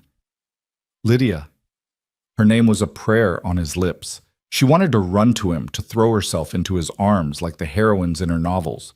But there were people watching, other passengers, townspeople, the driver unloading luggage, so she walked with as much dignity as she could manage. It didn't matter. The moment she was close enough, Caleb dropped his hat and reached for her, and dignity was forgotten. He pulled her into his arms, lifting her off the ground, and she wrapped herself around him like she'd never let go. "You came," he whispered against her hair. "You really came." "Did you doubt I would?" "Every day." He set her down but kept his hands on her waist, his eyes roaming her face like he was memorizing it. "Every single day I was afraid you'd realize you could do better, that you'd come to your senses." "I did come to my senses," she said, smiling through happy tears. "That's why I'm here." He laughed and kissed her, properly this time, deeply, not caring who saw. And when they finally broke apart, both breathless, he rested his forehead against hers. "I have so much to show you," he said. "The house, the land, the life we're going to build. But first..." He pulled back and dropped to one knee, right there in the dusty street. Lydia gasped. "Caleb, what are you—" "I know I already asked in a letter," he interrupted. "But that wasn't right. You deserve better than words on a page." He pulled a simple gold band from his pocket. "Lydia Hartwell, will you marry me? Will you take a chance on a former outlaw with nothing but 50 acres and a dream? Will you build a life with me, raise children with me, grow old with me? Will you be my wife, my partner, my whole world?" She was crying openly now, not caring that people had stopped to watch, that they were making a scene. "Yes. Yes, Caleb, of course, yes." He slipped the ring onto her finger. It fit perfectly, and stood, sweeping her into another kiss. Around them, people actually applauded, and someone yelled congratulations. "When?" Lydia asked when she could breathe again. "Tomorrow," Caleb grinned. "I've already talked to the minister. I've been ready since I sent that letter. I just needed you to arrive." "Tomorrow," she repeated, testing the word. It should have felt too fast, too rushed. Instead, it felt exactly right. They rode out to the ranch as the afternoon sun painted everything gold. Caleb drove the wagon, Lydia tucked against his side, both of them talking at once. 3 months of separation pouring out in a flood of words and laughter and plans. When the house came into view, Lydia caught her breath. It was perfect. Not grand or fancy, just a simple wooden structure with a covered porch and smoke rising from the chimney. But it sat in a valley of impossible beauty, green meadows stretching toward mountains still crowned with snow, the creek cutting silver through the landscape, cottonwoods marking its path. "Emma Creek," Caleb said softly, following her gaze. "And over there," he pointed to a small fenced area on a rise. "I'm going to plant 2 trees. One for Emma, one for my parents. So they're part of this place." Lydia squeezed his hand, unable to speak past the lump in her throat. He showed her everything. The barn he'd built with help from neighbors, the corral for the horses he planned to raise, the garden plot already turned and ready for planting, and finally, the house itself. It smelled of fresh wood and soap and the stew simmering over the fire. The furniture was simple.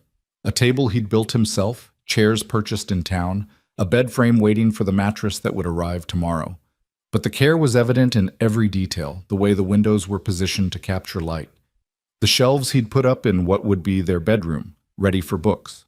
The rocking chair on the porch, already worn smooth from his evenings spent there. "It's not much yet," Caleb said, nervous suddenly, "but I'll build it up.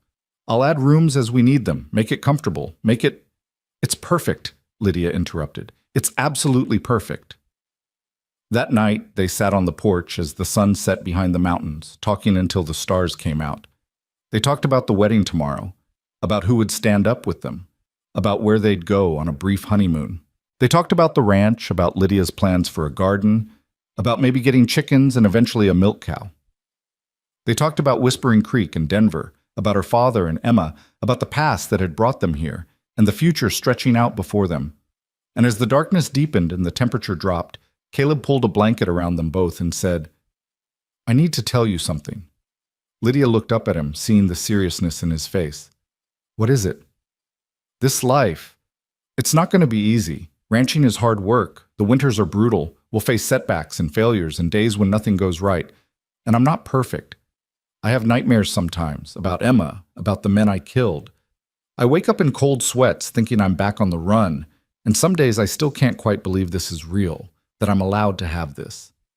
He took her hands, looking directly into her eyes. But I promise you this. I will work every day to be worthy of you. I will build us a life of integrity and purpose. I will love you fiercely and faithfully until my last breath. I will be honest with you even when it's hard. I will protect you, provide for you, cherish you.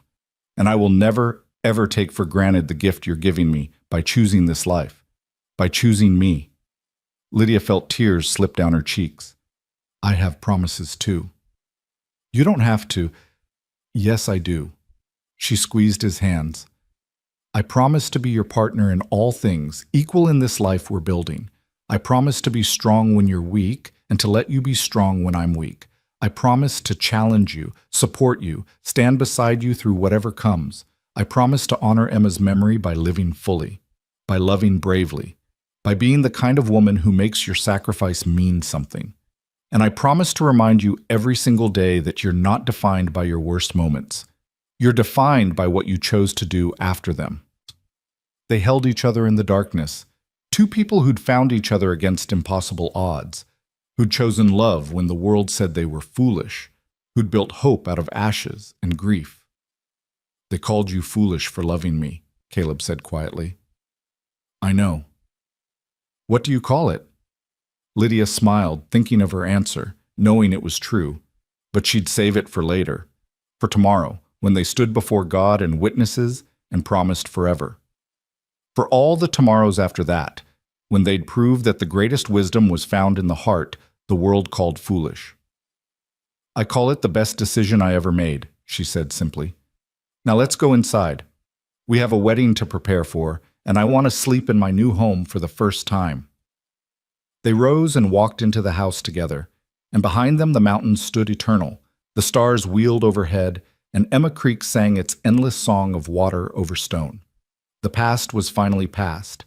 The future was finally here, and neither of them was afraid anymore. Morning arrived with birdsong and golden light streaming through the windows Caleb had positioned to catch the dawn. Lydia woke in the small bedroom, still fully dressed from the night before. The blanket Caleb had draped over her tucked carefully around her shoulders. He'd slept in the main room, she realized. Propriety maintained even here, even when they were alone. It made her love him more. She rose and found him already outside, splitting wood in the cool morning air. His shirt sleeves were rolled up, his movements efficient and practiced, and she stood in the doorway watching him work. This was the man she was marrying today. Not the desperate outlaw who'd walked into her father's store 6 months ago, but this version, steady, purposeful, building something with his hands instead of destroying. He must have sensed her watching because he looked up, and that smile broke across his face again, the one that still made her heart stutter. Morning, he called. There's coffee on the stove, fresh made. You're full of surprises, Caleb Rourke. I didn't know outlaws could cook. Former outlaw, he corrected, setting down the axe and wiping his hands on his trousers as he walked toward her. And I learned survival skills on the trail. Coffee was the first and most important. He stopped on the bottom porch step, bringing them nearly eye to eye. The morning light caught in his pale blue eyes, and Lydia saw nothing but openness there now. No shadows or secrets, just a man looking at his future with wonder. Did you sleep well? He asked. Better than I have in months. Knowing you were close, knowing this was real. She reached out to touch his face, tracing the scar that ran from temple to jaw. Are you nervous? About today? Terrified, he admitted. Not about marrying you. That's the only thing I'm certain about. But about whether I can be the husband you deserve. Whether I can build a life good enough for what you're giving up. I'm not giving up anything, Lydia said firmly. I'm trading one life for a better one. A fuller one. With you. He caught her hand and pressed a kiss to her palm. We should eat something, then head into town. The ceremony's at 11, and I want to stop by the general store first. I need to pick up your wedding gift. You got me a gift? Of course I did. What kind of husband would I be if I didn't? He grinned. Though fair warning, it's practical more than romantic. They ate a simple breakfast of bread and jam that Caleb had purchased from a neighbor, then loaded into the wagon for the ride into Boulder. The town was larger than Whispering Creek, with 3 times the population and real shops lining actual streets. Lydia had only seen it in passing yesterday, but now she noticed the details. The hotel where they'd spend tonight, the church with its white steeple, the people going about their Saturday morning business. Caleb stopped at a general store much like her father's and disappeared inside while Lydia waited. He emerged carrying a large wrapped package, his expression pleased and slightly mysterious. "What is it?" she asked. "You'll see tonight. It's practical," he repeated. "But I think you'll like it." They continued to the church where Reverend Matthews was waiting, a kind-faced man in his 50s who greeted them warmly. "Mr. Rourke, Miss Hartwell, everything's ready. Your witnesses arrived a few minutes ago." Lydia's heart jumped. "Witnesses? I thought we were doing this alone." "I took the liberty of sending some invitations," Caleb said, looking slightly sheepish. "I hope you don't mind." He led her around to the side entrance, and when they walked in, Lydia gasped. Her father stood near the front pew, his face lighting up when he saw her. Beside him was Mary Beth, dabbing at her eyes with a handkerchief. Sheriff Boone and his wife sat in the second row, and next to them, impossible but real, was Mrs. Patterson from the Whispering Creek boarding house, and Timothy Marsh, and even Dr. Winters. "Papa!" Lydia rushed to her father, throwing her arms around him. When did you? "Caleb sent word 3 weeks ago," Thomas said, his voice thick with emotion. "Arranged transportation for anyone who wanted to come. Said he wouldn't marry my daughter without her family present." He pulled back to look at her. "You look so much like your mother right now. So happy. So alive." "I am alive," she whispered. "For the first time in so long, I'm really alive." Mary Beth hugged her next, then Sheriff Boone, each person offering congratulations and blessings. Even Mrs. Patterson, who'd been so disapproving back in Whispering Creek, squeezed her hand and said, "I was wrong about him, about both of you. I see that now." Reverend Matthews cleared his throat gently. "Shall we begin?" Lydia turned to find Caleb standing at the front of the church, and her breath caught. He'd changed into a new suit, black with a crisp white shirt, and someone had trimmed his hair. But it was the expression on his face that made her knees weak. He looked at her like she was sunrise and salvation, like she was every good thing he'd stopped believing in and found again. She walked down the short aisle with her father on one arm, no music except the sound of her own heartbeat. When Thomas placed her hand in Caleb's, he whispered, "Take care of her." "With my life," Caleb promised. The ceremony was simple and profound. Reverend Matthews spoke about love as an act of courage, about 2 people choosing to build something together in a world that tried to tear things apart. He read from Corinthians about love being patient and kind, and Lydia felt the words sink into her bones. Then it was time for vows. Caleb went first, his voice steady despite the emotion in his eyes. "Lydia, 6 months ago I walked into a store in a town I'd never heard of, and you looked at me like I was human. Not a monster, not a legend, just a man. You saw past the stories to the truth underneath, and you weren't afraid. You gave me books and hope and a reason to believe I could be more than my worst mistakes." He took a shaky breath. "I promise to honor that gift every day of my life, to be worthy of your faith in me, to build us a home filled with love and laughter, to be your partner in all things, your protector when you need it, and your supporter in all your dreams. I promise to love you with everything I am and everything I'll become. From this day until my last day." Lydia was crying openly now, not bothering to hide it. When it was her turn, she had to pause to steady her voice. "Caleb, my mother taught me that real wisdom often looks like foolishness to people who've never been brave enough to risk their hearts. She taught me that love isn't safe. It's the most dangerous thing we do, but it's also the most important. When I met you, everyone told me to stay away. They said you were dangerous, damaged, beyond redemption. But I saw something different. I saw a man who'd loved his sister so much, he sought justice when the world wouldn't give it. I saw someone who carried Shakespeare across hundreds of miles because words still mattered to him. I saw a soul that was wounded but not broken." She squeezed his hands. "I promise to walk beside you through whatever comes, To be strong when you need strength and gentle when you need grace. To build this life with you, day by day, choice by choice. To love you not despite your past, but because of how you've transformed it into something beautiful. From this moment forward, you're not alone anymore. You're mine, and I'm yours, and that's all that matters. Reverend Matthews smiled through his own tears. By the power vested in me by the territory of Colorado, I now pronounce you husband and wife. Caleb, you may kiss your bride. And he did, deeply, thoroughly, like he was sealing a promise that went beyond words. When they finally broke apart, their small gathering erupted in applause, and Lydia laughed through her tears as Caleb swept her into his arms and spun her around. Mrs. Rourke, he said, testing the name. Mrs. Rourke, she repeated, loving how it sounded. They signed the papers in Reverend Matthews's office, making it official in the eyes of the law and God. Then Thomas insisted on treating everyone to lunch at the hotel restaurant, and they spent 2 hours eating and talking and celebrating. The meal was loud and joyful, full of toasts and stories and laughter that echoed off the walls.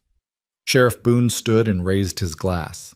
To Caleb and Lydia, two people who proved that redemption is real, that love can transform us, and that sometimes the wisest thing we can do is trust our hearts over our fears. May your life together be long and full and blessed with the kind of happiness you both fought so hard to find. To Caleb and Lydia, everyone chorused. As the afternoon wore on, people began preparing for the journey back to Whispering Creek. The stage would leave at 3, giving them just enough time. Lydia hugged each person goodbye, promising to write, promising to visit, promising to stay in touch. Her father was the last. He held her for a long time, neither of them speaking, both understanding that this was goodbye to one chapter and hello to another. Your mother would be dancing right now, Thomas finally said. She always knew you had an adventurer's heart. I tried to protect it, tried to keep it safe, but she was right. You were meant for this, meant for him. Thank you for letting me go, Papa, and for coming today. It meant everything. Come visit soon, he said, pulling back to look at her. I want to see this ranch you'll be building. Want to watch you make a life. Soon, she promised. I love you. I love you too, my brave girl. Then he was gone, climbing onto the stage with the others, and Lydia stood beside Caleb waving until they disappeared around a bend in the road. Alone at last, Caleb said softly, pulling her close. Not quite. We still have to get through dinner and... She paused, suddenly shy. And tonight... He tilted her chin up, his eyes warm. We have the rest of our lives, Lydia. There's no rush for anything. We'll figure it all out together, at our own pace. They collected the gift from the general store, along with supplies Caleb had ordered for a special dinner, then drove back to the ranch as the sun began its descent toward the mountains. The valley was bathed in golden light, and everything looked softer somehow, more magical. Inside, Caleb handed her the wrapped package. For you, for us really, but mostly for you. Lydia tore the paper carefully and gasped. Inside was a complete set of writing supplies, journals, ink, steel nib pens, a portable writing desk made of polished wood. But more than that, there were books. New books she'd never read, including several volumes by female authors. You said you wanted to write, Caleb explained, watching her face. About your mother, about your life, maybe about us someday. I thought you should have the tools to do it, and the books. I figured you'd want something new to read now that you've left your father's store behind. Lydia set the gifts down carefully and kissed him with all the love and gratitude and joy she couldn't put into words. Thank you. It's perfect. You're perfect. I'm not, he said, but he was smiling. But I'm trying to be good enough for you. They prepared dinner together in the small kitchen, moving around each other with surprising ease. Caleb had purchased a chicken from a neighbor, and Lydia made it with potatoes and early carrots from someone's greenhouse. It was simple food, but they ate like kings, sitting at the table Caleb had built, talking about their plans for the ranch. I want to breed horses, Caleb said, refilling her water glass. Good working horses, the kind ranchers and farmers need. There's a market for it, and I've always had a way with them. And I want to plant a garden, Lydia added. Not just vegetables for us, but flowers too. I want this place to be beautiful as well as functional.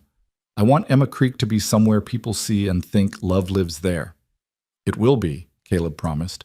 We'll make it that together. After dinner, they washed dishes side by side, then stepped out onto the porch to watch the sunset paint the sky in shades of pink and gold and purple. Caleb pulled the rocking chair close to his own chair, and they sat holding hands as darkness crept across the valley. "Tell me something about Emma," Lydia said softly. "Something happy. Something that makes you smile." Caleb was quiet for a moment, then he laughed softly. She couldn't sing, couldn't carry a tune to save her life. But she loved music, so she'd sing anyway, loud and off-key, and dare me to complain about it. She'd say, "God doesn't care if I'm on pitch, Caleb. He cares that I'm joyful." And she was right. She was so joyful, even when things were hard. "She sounds wonderful." She was. She would have loved you. He squeezed Lydia's hand. She would have said you were too good for me, but she would have been grateful that you didn't care. "I'm not too good for you. We're good for each other. There's a difference." They sat in comfortable silence as the stars emerged one by one. Lydia thought about the past 6 months, the fear and hope, the waiting and wondering, the way her life had transformed from small and safe to expansive and unknown. She thought about her mother reading Shakespeare by candlelight, about the passages she'd underlined, about the wisdom she'd tried to pass on. "Caleb?"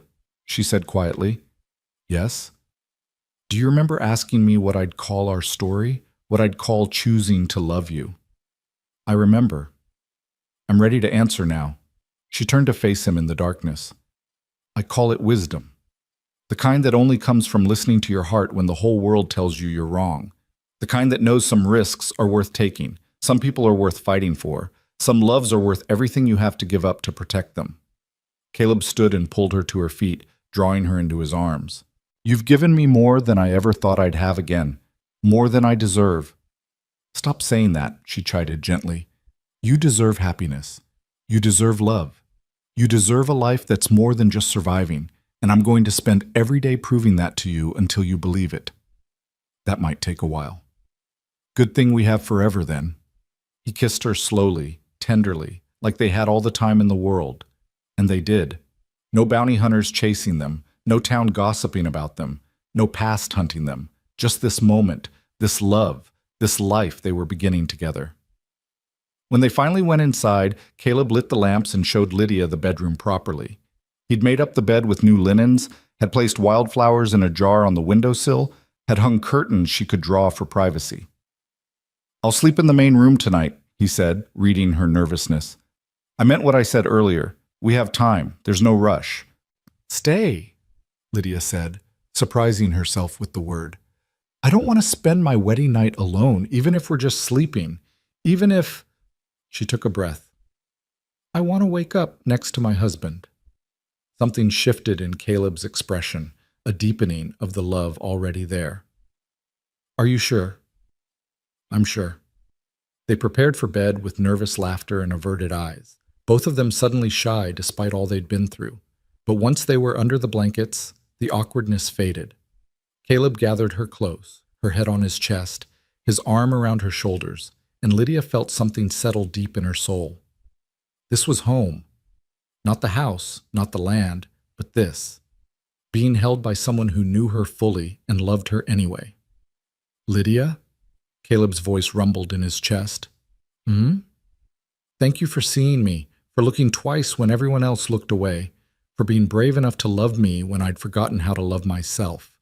She tilted her head to kiss his jaw. "Thank you for coming into my father's store that day. Thank you for returning books you didn't have to return. Thank you for staying in Whispering Creek long enough for me to know you. Thank you for leaving so you could come back whole. Thank you for building this life and inviting me into it." "We built it together," he corrected, "even when we were apart. Every letter, every hope, every promise. We were building this together." She settled back against his chest, listening to his heartbeat, strong and steady and sure. Outside, the wind whispered through the cottonwoods along Emma Creek. Inside, two people who'd found each other against impossible odds held each other through their first night as husband and wife. And somewhere, Lydia thought, her mother and Emma were watching and smiling, two women who'd known about love and sacrifice and the wisdom that looked like foolishness to everyone who'd never been brave enough to risk their hearts. The next weeks passed in a blur of hard work and happy discovery. They rose with the sun and worked until dusk, building their life one task at a time. Caleb taught Lydia to ride properly, to read weather in the clouds, to understand the rhythms of ranch life. She taught him to cook more than just trail food, to appreciate poetry read aloud, to find joy in small domestic rituals. They had their first fight 3 weeks in, over something trivial, whether to plant the garden east or south of the house. Lydia wanted east for morning sun. Caleb argued south for protection from wind. It escalated faster than either expected, both of them frustrated and tired from constant physical labor. And they ended up yelling at each other across the kitchen table. Then Caleb laughed. "What's so funny?" Lydia demanded. "We're fighting about a garden," he said, shaking his head. 6 months ago, I was running for my life, and now I'm arguing with my wife about vegetables. It's the most normal thing I've done in years, and it's wonderful." Lydia felt her anger deflate. "You're impossible." "So are you. That's why we work." He came around the table and pulled her into his arms. "East for the garden.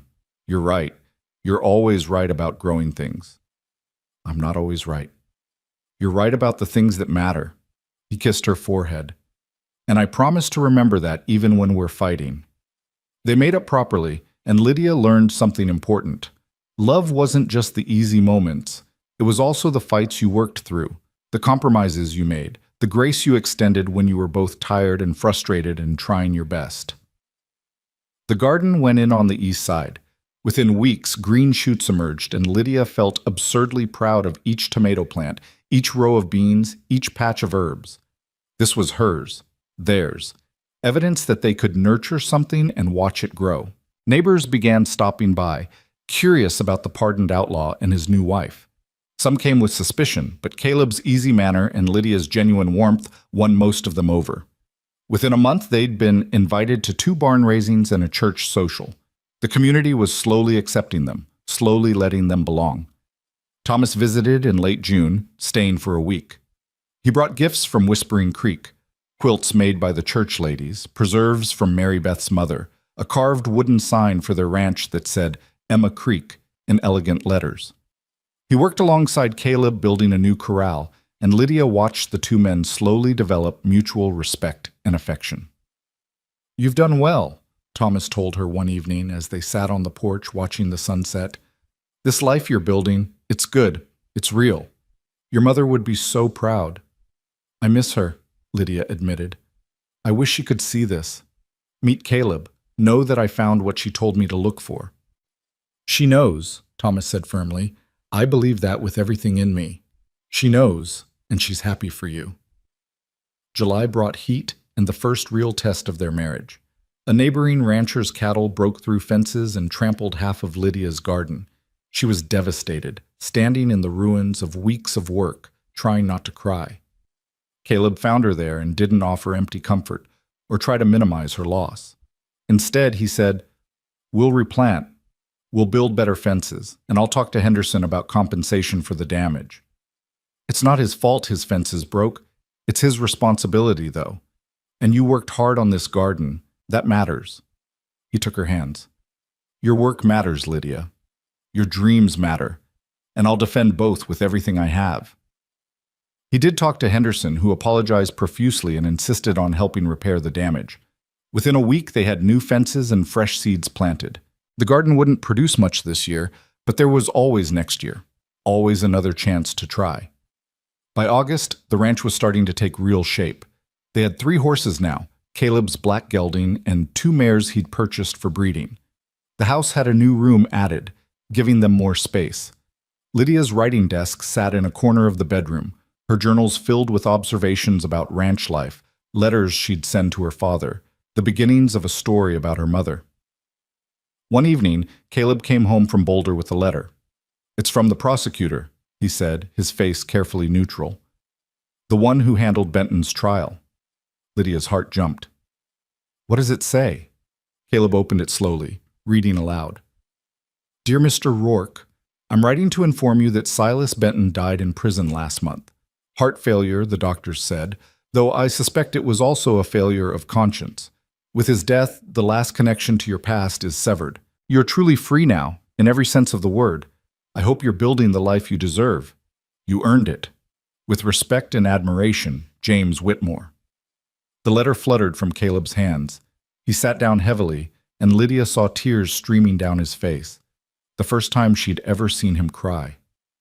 "He's gone," Caleb whispered. "It's over. It's really over." She knelt in front of him, taking his face in her hands. "Emma can rest now. You can rest now. I thought I'd feel satisfaction or vindication, but I just feel tired and grateful." He pulled her close, burying his face in her shoulder. "Grateful that I survived long enough to find you. Grateful that I didn't let bitterness destroy me. Grateful that Emma's death led to this instead of just more death." They held each other as the sun set. Two people who'd walked through fire and come out the other side, scarred but whole, broken but healing, ready finally to be fully present in the life they were building. That night, Lydia wrote in her journal, "Today we learned that the past is truly past. Tomorrow we begin again. Not as survivors, but as people choosing joy. Not as damaged souls, but as whole ones. The garden is growing, the horses are thriving, our love is deepening, and I am happier than I ever imagined possible. They called me foolish for loving this man. I call it the wisest thing I ever did." September brought their first real test as ranchers, a buyer from Denver interested in purchasing the two mares for breeding stock. It was their first significant business transaction, and Caleb was nervous. "What if I price them too high or too low? I've never been a businessman, Lydia. I've been a farmer, a soldier, an outlaw, but never this." "Then we'll figure it out together," she said calmly. "I grew up in a store, remember? I know how to negotiate. We'll do this as partners." The buyer came, and they did negotiate as partners. Lydia reading the man's tells, Caleb demonstrating the horse's quality, both of them presenting a united front. They got a fair price, enough to buy 2 more horses and have money left over for winter supplies. "We did it," Caleb said after the buyer left, picking Lydia up and spinning her around. "We're real ranchers now. We sold horses." She laughed at his enthusiasm, his joy, the way he'd transformed from the careful, guarded man she'd met into someone who could celebrate small victories without fear of losing them. By October, the mountains were crowned with snow again, and Emma Creek ran cold and fast with mountain runoff. They prepared for winter, stocking supplies, insulating the barn, making sure they had enough feed for the horses. Lydia canned the vegetables that had survived the cattle incident, and their small cellar filled with jars of tomatoes, beans, and the wild berries she'd gathered from along the creek. One evening in late October, as they sat by the fire, Caleb asked, "Are you happy?" "Really happy?" Lydia looked up from the shirt she was mending. "What brought this on?" "I just need to know. Need to hear you say it, because sometimes I wake up and can't believe this is real. Can't believe I get to have you, this life, this peace." She set down her sewing and moved to sit beside him on the floor, her back against his chest, his arms around her waist. "I'm happier than I knew was possible. Every single day with you is a gift, even the hard days, even when we're fighting about gardens or worried about money or struggling with something we don't know how to do, because we're doing it together. No regrets?" "Not a single one." She tilted her head back to look at him. "Do you have regrets?" "Only that I didn't meet you sooner, that we lost years we could have spent together." He kissed her temple. "But maybe we needed those years apart. Maybe I needed to be broken down completely before I could be built back into someone worthy of you." "You were always worthy, Caleb. You just couldn't see it." They sat in comfortable silence, watching the fire, listening to the wind whistle around the house. Outside, winter was coming, but inside they were warm and safe and together. They'd survived everything the world had thrown at them: judgment, violence, separation, doubt, and they'd come through stronger than either had been alone. Winter came down hard that year, blanketing Emma Creek Ranch in 3 feet of snow by mid-November. The world contracted to the space between the house and the barn, to the daily rhythm of feeding horses and keeping fires burning and staying warm. Lydia had never experienced a Colorado winter this far into the mountains, and some mornings she woke to frost patterns on the inside of the windows despite the fire burning all night. But she wasn't afraid. Caleb had prepared well, and they had everything they needed: food, fuel, each other. In fact, Lydia discovered that she loved the enforced intimacy of winter. No visitors dropping by, no work that couldn't wait until spring, just the two of them, learning each other in the quiet hours, building a marriage that went deeper than passion or romance into something more fundamental. "Tell me about when you were a girl," Caleb said one evening as they sat by the fire, his head in her lap while she read aloud from Whitman. "What do you want to know?" "Everything. What you dreamed about, what scared you, what made you laugh." He reached up to touch her face. "I want to know all the versions of you that existed before I met you." So she told him. About her mother teaching her to read before she was 4, about climbing trees her father said were too dangerous, about the time she'd tried to run away to Denver and made it 3 miles before getting lost and having to be rescued by a neighbor. She told him about her first crush at 14, about the traveling theater troupe that had sparked her love of Shakespeare, about the way her mother's illness had changed everything, made the world feel fragile and uncertain. "I spent 5 years after she died being small," Lydia admitted, "being careful, trying not to feel too much or want too much or risk too much, because if I never reached for anything, I couldn't lose it." "What changed?" "You." She smiled down at him. "You walked into the store, and something in me recognized something in you, like we were both holding our breath, waiting for permission to live again. And somehow seeing you struggle with it made me brave enough to stop struggling with it myself." Caleb pulled her down for a kiss. "You saved me, Lydia. In every way a person can be saved." "We saved each other," she corrected. "That's how this works." December brought a visitor they hadn't expected, a young man on a struggling horse, half frozen and desperate. Caleb spotted him from the barn and brought him in immediately. Lydia warmed blankets and made hot coffee while Caleb helped the stranger out of his frozen clothes and into dry ones. "Thank you," the man said through chattering teeth. His name was Daniel Pritchard, and he was barely 20, with soft hands that said he'd never done manual labor. "I was trying to reach Boulder. Got caught in the storm yesterday. Thought I was going to die out there." "You nearly did," Caleb said, checking the young man's fingers and toes for frostbite. "What's in Boulder that's worth risking your life in a blizzard?" Daniel's face crumpled. "My sister. She ran off with a man our father didn't approve of. Got married in secret. Father disowned her, said she was dead to him. But she's my sister, and I love her, and—" He broke down completely. "I just want her to know she's not alone. That I still care. That family is supposed to mean more than pride." Lydia and Caleb exchanged a look. The story was too familiar, too close to their own experiences with judgment and family and choosing love over approval. "The storm's not letting up," Caleb said gently. "You'll stay here until it passes. Then I'll take you to Boulder myself. Make sure you get there safely." Daniel looked up, his eyes red-rimmed. "Why would you do that? You don't even know me." "Because someone did the same for me once," Caleb said, though it wasn't quite true. No one had helped him when he'd needed it most. But he could help this young man now, could be for Daniel what he wished someone had been for him. "And because your sister deserves to know she's loved, that's always worth the risk."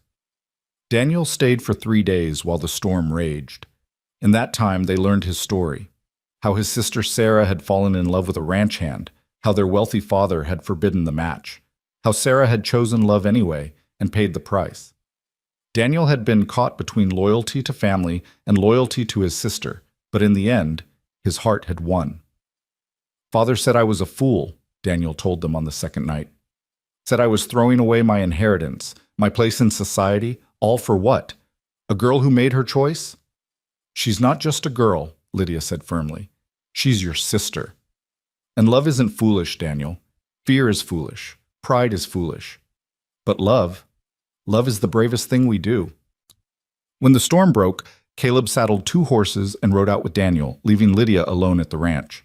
She spent the day baking bread and writing letters and trying not to worry. Caleb knew these mountains, knew how to navigate winter conditions, but still, the world was dangerous, and she'd learned too well how quickly everything could change. He returned at dusk, his face red from wind and cold, but smiling. "She cried," he reported as Lydia helped him out of his frozen coat. Sarah, I mean. When Daniel showed up at her door, she just fell apart. Her husband seemed like a good man, protective of her, grateful to Daniel for coming. They're living in a small cabin outside Boulder, struggling but happy. Did Daniel stay with them? He did. He's going to work with the husband, learn ranching, build something of his own. Caleb pulled Lydia close. Watching them, it reminded me of us. How people said we were foolish, but we knew better. Sometimes the foolish choice is the only wise one there is. Winter deepened, and with it came a quiet revelation for Lydia. Her monthly courses, usually reliable as clockwork, didn't come in December or January. By early February, she was certain, though she waited another week before telling Caleb. She chose a Sunday morning after they'd returned from church in Boulder. The roads had finally cleared enough for travel, and they'd started attending services regularly, slowly becoming part of the community. On this particular Sunday, Reverend Matthews had preached about new life, about spring coming even when winter felt endless. Back at the ranch, Lydia was preparing lunch when Caleb came in from checking the horses. He hung up his coat and came to kiss her cheek, and she caught his hand before he could move away. I need to tell you something, she said, her heart racing. He went still, reading her tone. What's wrong? Nothing's wrong. At least I don't think so. I hope not. She took a breath. Caleb, I'm pregnant. For a moment he just stared at her, not moving, barely breathing. Then his face transformed, shock giving way to wonder, wonder giving way to pure incandescent joy. You're sure? His voice was barely a whisper. As sure as I can be without seeing a doctor. All the signs are there. I'm about 2 months along, I think. Caleb sat down heavily, pulling her into his lap, his hand spanning her waist. We're having a baby. We're having a baby, she confirmed, laughing at his dazed expression. I'm going to be a father. He said it like he was testing the words, trying them on for size. Me, a father. Are you happy about it? Lydia asked, suddenly uncertain. They'd never discussed children, had never planned for this. Maybe he wasn't ready. Maybe... Happy? He cut off her spiraling thoughts with a kiss that made her forget her own name. Lydia, I'm terrified and amazed and grateful beyond words. I never thought, after everything I've done, everything I've been, I never thought I'd get to have this. A wife who loves me. A home I built with my own hands. And now a child. His voice broke. It's more grace than I ever imagined possible. They held each other for a long time, and Lydia felt tears on her cheeks, though she couldn't say whose they were, his or hers or both. A baby. Their baby. A new life built from their love, proof that good things could grow from ashes and grief. Emma would have been an aunt, Caleb said softly. She would have spoiled this child rotten. Then we'll tell them about her. Every story you remember, every way she was wonderful. She'll live on in our family, in the way we love this baby. What if I'm a terrible father? Caleb's voice was small, vulnerable. What if I don't know how? What if... You'll figure it out, Lydia interrupted. Just like we figured out ranching and marriage and everything else. Together. And Caleb, you have the most important qualification already. What's that? You know how to love, how to protect what matters, how to be brave enough to try even when you're scared. She kissed him softly. That's all any parent can do. Love their child and try their best. The news transformed something in Caleb. He became even more focused, more determined to make the ranch succeed.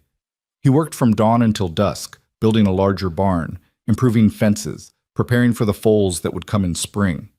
At night, he read books about animal husbandry and land management, teaching himself everything he needed to know. But he also became tender in new ways. He wouldn't let Lydia lift anything heavy. He brought her tea in bed every morning. He talked to her belly even though there was nothing to see yet, telling the baby stories about the ranch, about Emma, about how loved they already were. You're going to be an incredible father, Lydia told him one evening as they sat on the porch watching the first hints of spring color the mountains. This baby is so lucky. I'm the lucky one, Caleb said, his hand on her still flat stomach. I get to have everything I thought I'd lost. Family, purpose, a future worth living for. March brought Thomas to visit, and Lydia told him the news immediately. Her father's face lit up with a joy she hadn't seen since before her mother died. "A grandchild," he said, wonder in his voice. Catherine always wanted grandchildren. She'd be over the moon. "I wish she could be here," Lydia admitted, "to tell me what to expect, to help me through it." "She left you something," Thomas said, pulling a small package from his bag. "I was supposed to give it to you when you had your first child. She wrote instructions before she died." Inside was a journal in her mother's handwriting, filled with advice and observations about pregnancy and childbirth and motherhood. The last entry made Lydia cry. "My darling girl, if you're reading this, you're about to become a mother yourself. And I want you to know you were the greatest joy of my life. Every moment of pain was worth it to have you. Be brave, my love. Your body knows what to do. Your heart knows what to do. Trust yourself. Trust your child. And know that I'm with you always in every choice you make. Love them loudly, Lydia. Love them the way I loved you, fiercely, completely, without reservation. That's the greatest wisdom I can offer. Love is never foolish, even when the world says it is. Especially then. All my love forever and always, Mama." Lydia clutched the journal to her chest, and Caleb held her while she cried for the mother who wouldn't meet her grandchild, for the grandmother their baby would only know through stories and this precious journal. "She's here," Thomas said quietly. "In the way you love Caleb, in the way you chose this life, in the way you'll love your child. Catherine lives on in you, Lydia, and that's a beautiful thing." Spring arrived with force, melting snow flooding Emma Creek, turning the valley bright green almost overnight. The horses had their foals, 2 healthy colts that Caleb could sell for good money in a few years. The garden, replanted with twice as much ambition as last year, began to flourish. And Lydia's belly finally began to show, a small swell that made the pregnancy real in a way it hadn't been before. They had visitors throughout the spring and summer, neighbors checking on them, friends from Boulder dropping by. Even Mary Beth making the journey with her new beau. Each visit reinforced that they weren't alone anymore.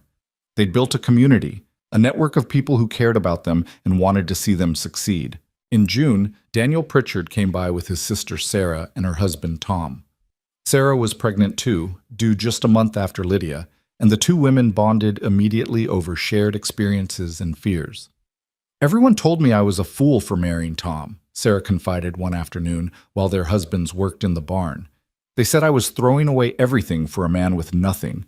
But look at what I would have missed." She gestured around the ranch at the life they'd built. "This is real. This is mine. No one gave it to me. I chose it, and Tom and I are building it together. That's worth more than any inheritance." "People called me foolish too," Lydia said, "for loving an outlaw, for defying my father, for leaving everything I knew." "And do you regret it?" Lydia thought about everything that had brought her to this moment, the fear and courage, the judgment and support, the struggle and triumph. She thought about Caleb, who'd transformed from a hunted man into a devoted husband and soon-to-be father. She thought about the baby moving inside her, proof that love could create new life even from the ashes of old pain. "Not for 1 second," she said firmly. "Not ever." By August, Lydia was enormously pregnant, waddling more than walking, constantly uncomfortable, but radiantly happy. Dr. Winters came from Whispering Creek to check on her, pronouncing both mother and baby healthy. He'd stay through the birth, he said. Thomas had arranged it and was paying his fee.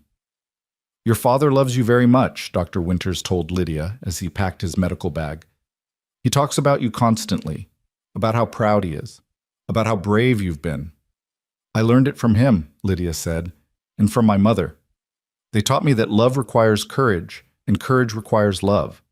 Everything else is just details." Labor started on a Tuesday evening in early September, just as the sun was setting behind the mountains. Lydia was hanging laundry when the first contraction hit, and she stood very still, hand on her belly, recognizing it for what it was. "Caleb," she called, her voice surprisingly calm. "It's time." He dropped the wood he'd been stacking and ran to her, his face pale with sudden fear. "Now? Are you sure?" "Very sure." Another contraction made her gasp. "Get Dr. Winters and my father." The next hours passed in a blur of pain and effort, and Caleb's steady presence beside her. Dr. Winters was clinical and reassuring. Her father held her hand and told her stories about when she was born, about how Catherine had been just as brave, just as strong. And Caleb never left her side, wiping her forehead, telling her she could do this, that he loved her, that their baby was almost here. "I can't," she sobbed at one point, exhausted beyond measure. "I can't do this anymore." "Yes, you can," Caleb said firmly, his face close to hers. "You're the bravest person I know, Lydia. You faced down bounty hunters. You defied an entire town. You chose to love me when every reasonable person said you shouldn't. You can do this." "One more push," Dr. Winters encouraged. "Come on, Lydia. Meet your baby." She gathered every ounce of strength she had left and pushed, and suddenly the room was filled with the piercing cry of new life. Dr. Winters worked quickly, and then he was placing a tiny, perfect, impossibly beautiful baby in her arms. "A girl," he announced, smiling. "A healthy baby girl." Lydia looked down at her daughter, at the dark hair already thick on her head, at the blue eyes blinking up at her, at the tiny fists waving in the air, and fell completely, irrevocably in love. "Hello, sweet girl," she whispered. "We've been waiting for you." Caleb was crying openly, reaching out with a trembling hand to touch his daughter's cheek. "She's perfect. Lydia, she's absolutely perfect." "What will you name her?" Thomas asked, his own eyes wet with tears. Lydia looked at Caleb, and they spoke at the same time. "Emma Catherine." "Emma for my sister," Caleb said. "Catherine for your mother, two women who taught us about love and courage and wisdom." "Two women who would have loved her so much," Lydia added, kissing her daughter's forehead. "Hello, Emma Catherine Rourke. You're so loved, so very, very loved." The weeks after Emma's birth were exhausting and magical in equal measure. Lydia learned to feed her daughter, to soothe her cries, to function on almost no sleep. Caleb was a natural with the baby, holding her for hours while Lydia rested, talking to her constantly, showing her the ranch that would be her home. "She's going to ride before she can walk," he predicted, walking the porch with Emma against his shoulder. "She's going to know every inch of this land. And she's going to grow up knowing she's loved, that she's safe, that she can be anything she wants to be." "She's going to know about her namesakes too," Lydia said, watching them from the rocking chair. "About Emma, who loved Shakespeare and laughed even when things were hard. About Catherine, who chose adventure over safety and never regretted it. She's going to know about her mother," Caleb said softly. "About how you were called foolish for loving me, but you did it anyway. About how you saved my life in every way that matters. About how the bravest thing you ever did was trust your heart over everyone else's fear." Emma gurgled, waving a tiny fist, and Caleb laughed. "She agrees with me. She's 2 weeks old. She has no opinions yet. She has excellent taste in parents, though." Lydia threw a pillow at him, and he dodged it easily, grinning. This was their life now, exhaustion and joy, sleepless nights and perfect moments, the beautiful chaos of raising a child while building a ranch, while deepening a marriage. October brought the first anniversary of their wedding, and Caleb surprised Lydia with a gift he'd been working on for months. He led her outside after dinner, Emma bundled in her arms, and showed her what he'd built on the rise overlooking Emma Creek. 2 trees, already planted and thriving, an aspen for Emma, an oak for Catherine. Between them, a simple bench with a brass plaque that read, "In memory of those we love, in celebration of the life they made possible." "It's perfect," Lydia whispered, tears streaming down her face. They would have loved it, loved this, loved her. They sat on the bench together as the sun set, Emma sleeping peacefully between them, and looked out over the life they'd built. The house that had grown from 4 rooms to 6, the barn full of horses, the garden flourishing in its 2nd year, the land that stretched away toward mountains painted gold and purple by the dying light. "Do you remember what you asked me that first night?" Lydia said softly. "What I'd call our story?" "I remember. I told you wisdom, the kind that looks like foolishness to everyone watching." She turned to face him. "But I want to add something to that answer now." "What's that?" "I'd call it grace, the unearned, undeserved, absolutely miraculous kind. Grace that took a broken man and a careful woman and brought them together. Grace that transformed pain into purpose, grief into growth, shame into redemption. She gestured to everything around them. This is what grace looks like, Caleb. This life, this love, this beautiful daughter. None of us earned it. We just chose to believe it was possible, and grace did the rest. Caleb was quiet for a long moment, and when he spoke, his voice was thick with emotion. 3 years ago, I was running for my life, convinced I'd never have anything worth living for again. I thought the best I could hope for was survival, maybe vengeance, but definitely not this. Never this. And now? Now I have everything. He put his arm around her, his other hand on Emma's tiny back. I have a wife who sees the best in me even when I can't see it myself. I have a daughter who'll never know what it's like to be unloved or unsafe. I have a home I built with my own hands on land that's truly mine. I have neighbors who respect me, friends who care about me, a future that stretches out bright and full of possibility. We have all that, Lydia corrected. This is ours, Caleb. Every bit of it, built together. Built together, he agreed, pulling her closer. They sat in comfortable silence as the stars began to emerge. 3 people who'd found each other, or perhaps been found by grace, by fate, by whatever force in the universe conspires to bring broken things together and make them whole. Winter came again, but it felt different this year. Not like something to be endured, but like a season of rest, of quiet joy, a family cocooned together against the cold. Emma grew and changed daily, becoming more alert, more interactive, more herself. She had Caleb's blue eyes and Lydia's determination, and she owned their hearts completely. Thomas visited for Christmas, bringing gifts and laughter and stories that made Emma giggle. Sarah and Tom and Daniel came too, with their new son who was just 3 months younger than Emma. The house was full of noise and warmth, and the kind of chaos that comes from people who love each other gathering together. To family, Thomas toasted on Christmas Eve, raising his glass. Blood and chosen, old and new, the ones we've lost and the ones we're gaining. May we always be brave enough to love each other loudly. To family, everyone echoed. After the guests had left and Emma was asleep in her cradle, Lydia and Caleb stood on the porch watching snow fall in the moonlight. It was late, past midnight, technically Christmas morning, and the world was silent except for the whisper of snow and the distant sound of the creek. I have something for you, Caleb said, pulling a small box from his pocket. I know we agreed no gifts this year, but I couldn't help myself.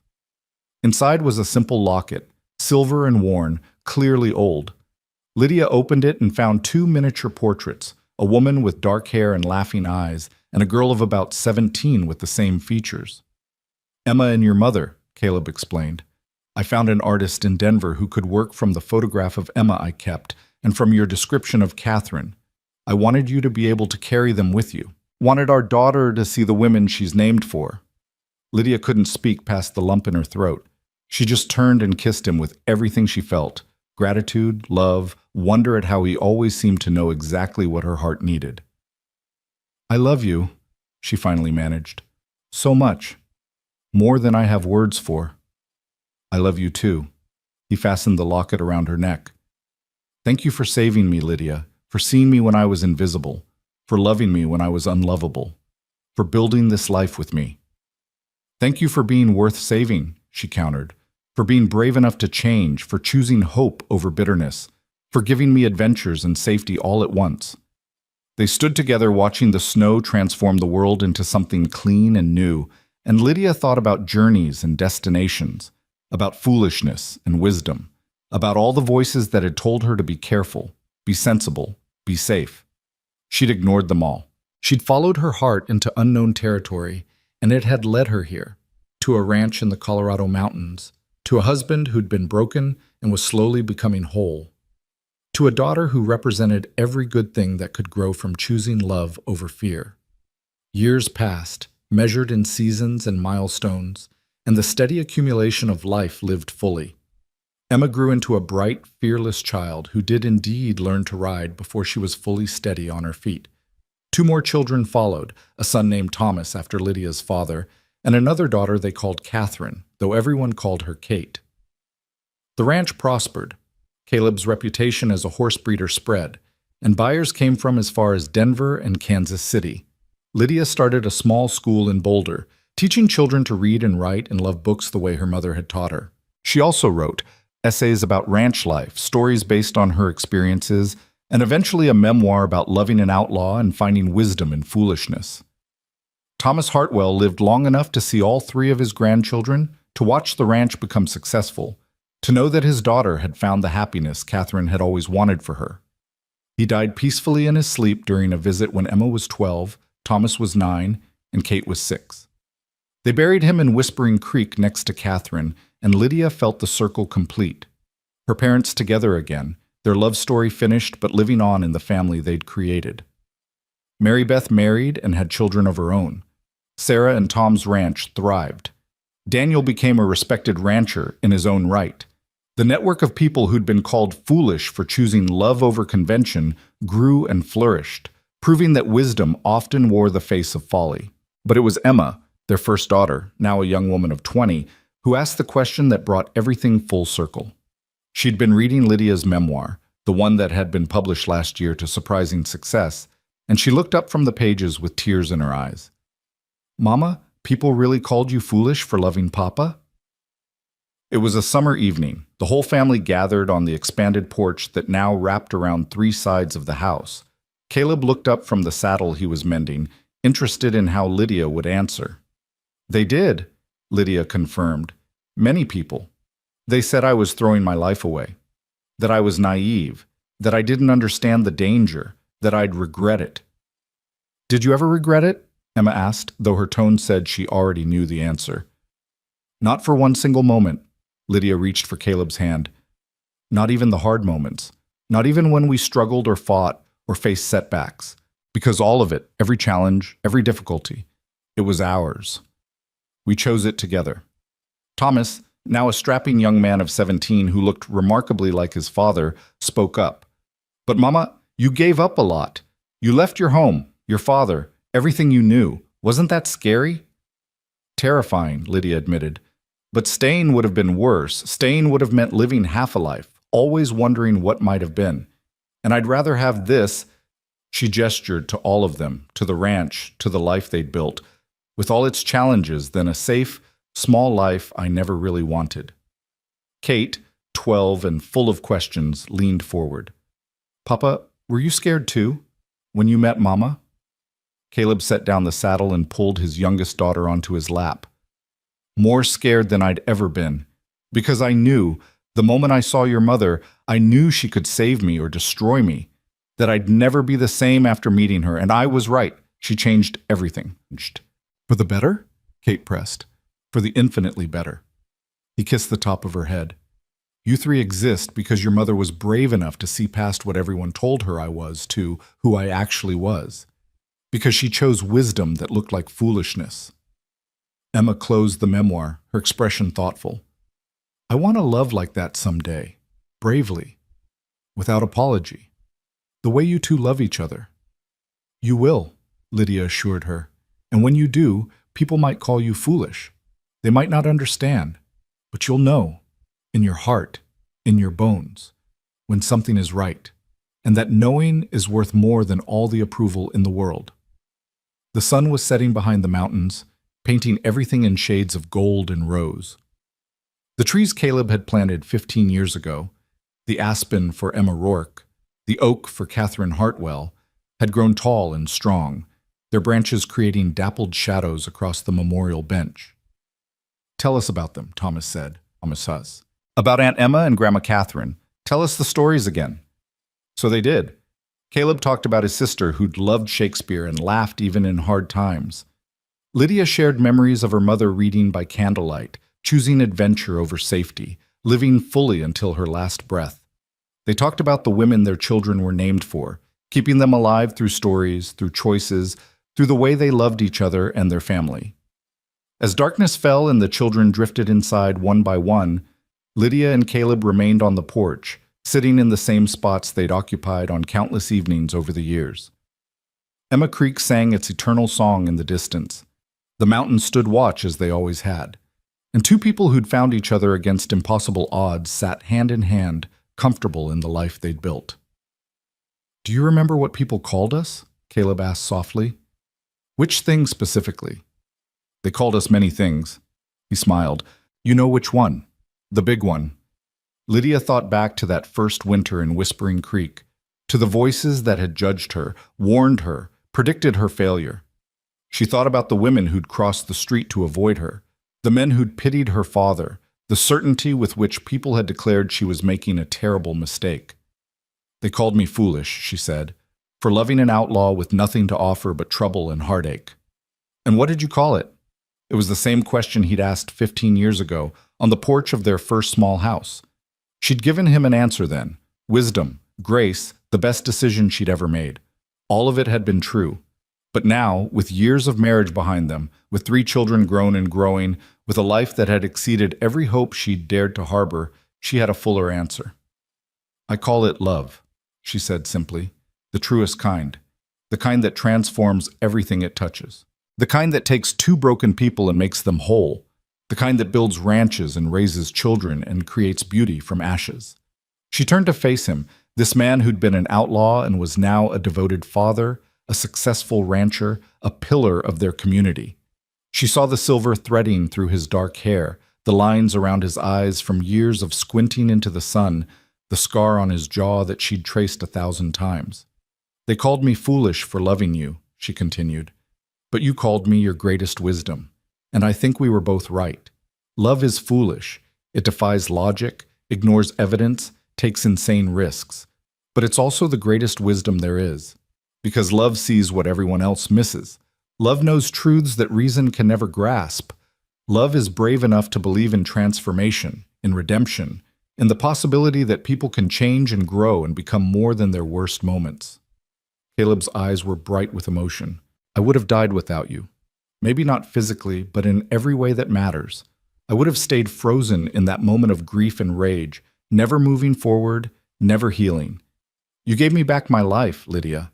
My whole life. And you gave me courage to claim mine, to stop living small and start living fully, to choose adventure over safety, love over fear, hope over despair. She squeezed his hand. We saved each other, Caleb. That's what love does. It saves us from the prisons we build around our hearts. They sat in comfortable silence, and Lydia thought about the girl she'd been, 23 and careful, living in her father's shadow, afraid to want too much or reach too far. That girl wouldn't recognize the woman she'd become. That girl couldn't have imagined this life. But her mother would have recognized it. Catherine Hartwell, who'd chosen a shopkeeper in a wild frontier over Boston society, who'd read Shakespeare by candlelight and taught her daughter that courage and love were the same thing, she would have looked at this life and smiled. Tell me about the book, Caleb said, changing the subject. Have you heard from your publisher about sales? Lydia's memoir had been published under a simple title, The Outlaw's Wisdom, a love story. To her surprise, it had found an audience, other women who'd made unconventional choices, who'd been called foolish for following their hearts, who needed to know they weren't alone. Letters keep arriving, she said, from women all over, some who left comfortable lives for uncertain ones, some who married men their families didn't approve of, some who chose their own paths over the ones prescribed for them. They all say the same thing. Thank you for telling them they aren't foolish. Thank you for showing them that wisdom comes in unexpected forms. You've given them permission to be brave, Caleb said, the way you gave me permission to believe I could be more than my past. We give each other permission, Lydia corrected. That's what love does best. It says, you can be who you really are with me. You can try and fail and try again. You can transform, grow, become. That's the greatest gift we can give anyone. Inside the house, they could hear their children's voices, Emma playing piano, Thomas and Kate arguing about something, then laughing. Normal sounds, beautiful sounds. The sounds of a family that was loved and knew it. Come to bed, Caleb said, standing and pulling her up with him. It's late, and tomorrow's going to be busy. The Hendersons are bringing their mare for breeding, and I promised Emma I'd teach her to break that yearling she's been working with. And I have lesson plans to prepare for the new term, Lydia added. Mrs. Pritchard's daughter is finally old enough for school, and I promised Sarah I'd take special care with her. They walked inside together, checking on each child in turn. Emma bent over a book in her room, Thomas already asleep with a technical manual on horse breeding open on his chest. Kate working on a drawing that looked suspiciously like a wanted poster with her father's face on it, labeled "Wanted for Stealing Hearts." "She's got your sense of humor," Caleb whispered, grinning at the drawing. "And your artistic talent, which is to say, none whatsoever," Lydia teased back. In their bedroom, the same room Caleb had built 16 years ago, but expanded and improved over time, they prepared for bed with the easy familiarity of long marriage. Lydia brushed out her hair while Caleb changed into nightclothes. He was still reading when she climbed into bed, his reading glasses perched on his nose, a new book of poetry open in his hands. "What are you reading?" she asked, settling against his shoulder. "Dickinson. Listen to this one. The heart wants what it wants, or else it does not care." He looked down at her. Simple but true. The heart knows, even when the head is confused.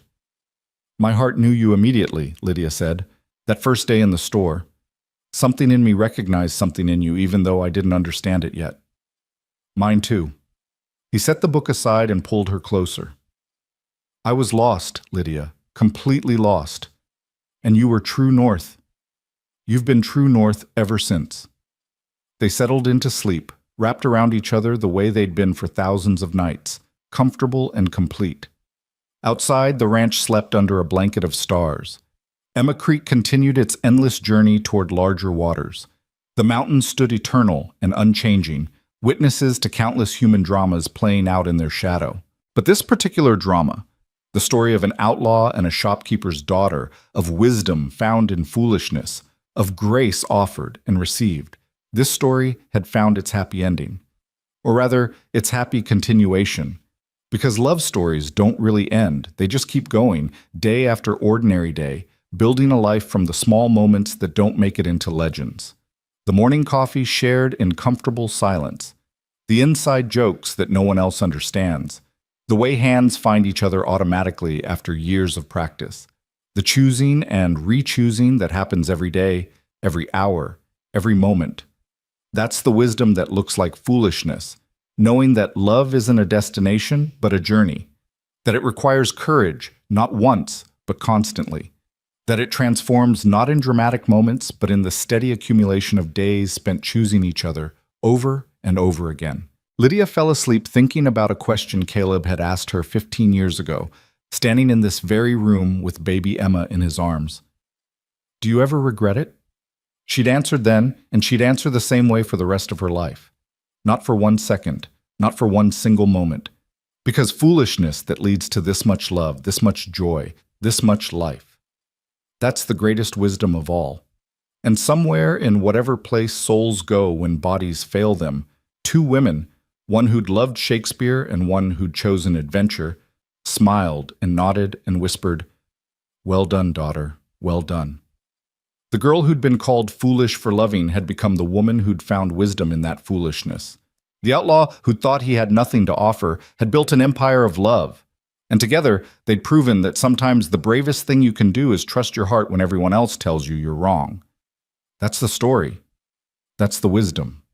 That's the love that lasts. And it all began with a girl who looked twice, and a man who dared to hope she'd see him.